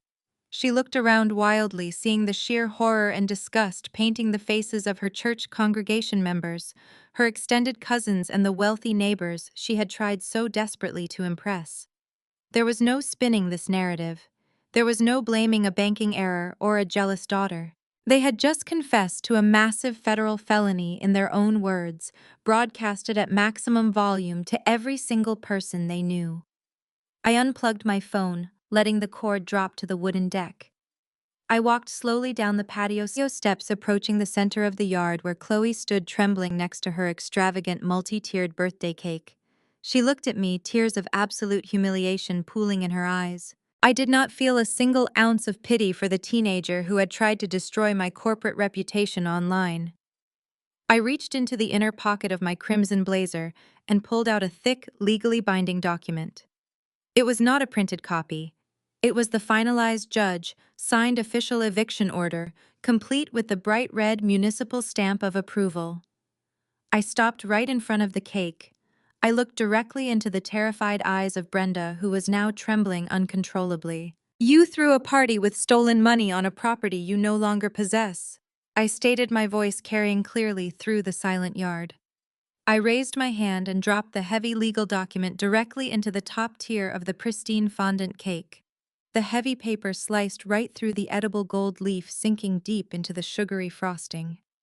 The sight of the eviction notice destroying the symbol of her manufactured wealth completely broke the mind of Brenda. The narcissist injury was too severe for her brain to process. She let out a feral, guttural scream, shedding every last ounce of her pious facade. She lunged at me, her hands curled into claws, aiming directly for my face with violent, unhinged physical intent. I did not even have to brace myself. My personal security detail, who had quietly trailed my SUV, stepped in instantly. Two massive men in dark suits intercepted Brenda mid-lunge, catching her arms and restraining her effortlessly. She thrashed against their grip, screaming profanities. Before I could even deliver a final response, the evening shadows were suddenly pierced by intense flashing red and blue lights. The glaring illumination bounced off the stunned faces of the party guests. The deafening, highly aggressive wail of multiple blaring sirens ripped directly through the quiet neighborhood. Four heavily armored local police cruisers aggressively jumped the curb, entirely swarming the chaotic backyard. Heavy boots trampled the manicured lawn, crushing expensive floral arrangements. Uniformed officers quickly formed a perimeter around the patio, their hands resting cautiously on their duty belts. Brenda shoved the security guards away, pointing a manicured finger directly at my chest. Her face was flushed with absolute arrogant triumph. "I called the cops on you for trespassing," Brenda screamed, her voice shrill over the loud sirens. "I told dispatch you were attacking my family. Officers, arrest this woman right now. She is a malicious intruder trying to ruin my daughter." The lead detective marched straight past me with a stern expression. He did not even look in my direction. He walked directly up to my mother, grabbed her outstretched arm, and swiftly twisted it behind her back. The sharp click of steel handcuffs sliced through the night air. "What are you doing?" Brenda shrieked, her smile replaced by sheer terror. "Get your hands off me. I am a respected member of the church. I am the victim here." Marcus stepped forward, his hands raised in a desperate panic. "Officer, there has been a massive misunderstanding. You are arresting the wrong person." A second officer grabbed Marcus, locking his wrists in tight steel cuffs. The lead detective stared at my mother with absolute disgust. "Brenda and Marcus, you are under arrest for bank fraud and identity theft," the detective announced loudly, ensuring every guest heard the charges. "We have the forged check, the frozen bank records, and the audio confession.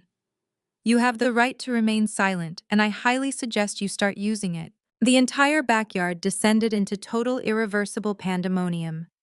The church elders who had defended my parents just days ago were shaking their heads in profound disgust, whispering furiously as they rushed toward the exit. The high school teenagers had their phones out, live streaming the absolute destruction of the fake wealthy family to thousands of viewers online. The illusion was completely dead. Chloe collapsed onto the patio deck next to the ruined cake. Her designer dress soaked up smeared frosting and muddy water. She wept uncontrollably, no longer the arrogant, entitled teenager who bullied her classmates, but a terrified child watching her entire social and financial world burn to the ground. For the first time in her life, she had to face a consequence that her mother could not buy her way out of. Standing near the edge of the white canvas tent, completely hidden in the shadows, was Darius. He had shown up hoping to beg our parents for a place to crash since Becky had thrown him out. Now he stood there entirely bankrupt, unemployed, and utterly alone, watching the police drag his enablers away in the back of a squad car. He looked at me, his eyes wide with a mixture of fear and profound regret. I did not offer him a single ounce of pity. He had built his life on my subjugation, and without me to carry his weight, he simply collapsed. I turned my back on the ruined backyard. I walked past the crying teenager, past the silent brother, and past the whispering neighbors. I climbed back into my black luxury vehicle, the engine purring smoothly as my driver steered us away from the chaos. I did not look in the rearview mirror. The toxic family structure that had choked me for nearly 3 decades was completely dismantled by their own insatiable greed. 6 months passed. The winter breeze sweeping through the city felt refreshing, carrying the crisp promise of new beginnings. The Grand Orchid was glowing with soft, warm light. The Diamond Ballroom, the very same venue my mother had tried to steal from me, was beautifully decorated with white lilies and floating candles. But this time there was no anxiety, no manipulation, and no arrogant demands for unearned respect. I sat at the head of a massive polished dining table surrounded by the people who truly mattered. To my left sat my corporate mentors, the women who had taught me how to navigate the ruthless business world with grace and unbreakable boundaries. To my right were my loyal friends, the people who had supported me when I had absolutely nothing. My legal team, my trusted contractors, and my dedicated executive staff filled the rest of the seats. They were my chosen family. They did not demand my wealth. They celebrated my strength. The waiters poured expensive vintage champagne into crystal flutes. The room buzzed with genuine laughter and authentic connection. There was no tension, no walking on eggshells, and no performing for approval. I stood up gently, tapping my silver spoon against the edge of my crystal glass. The gentle chime brought the room to a comfortable, respectful silence.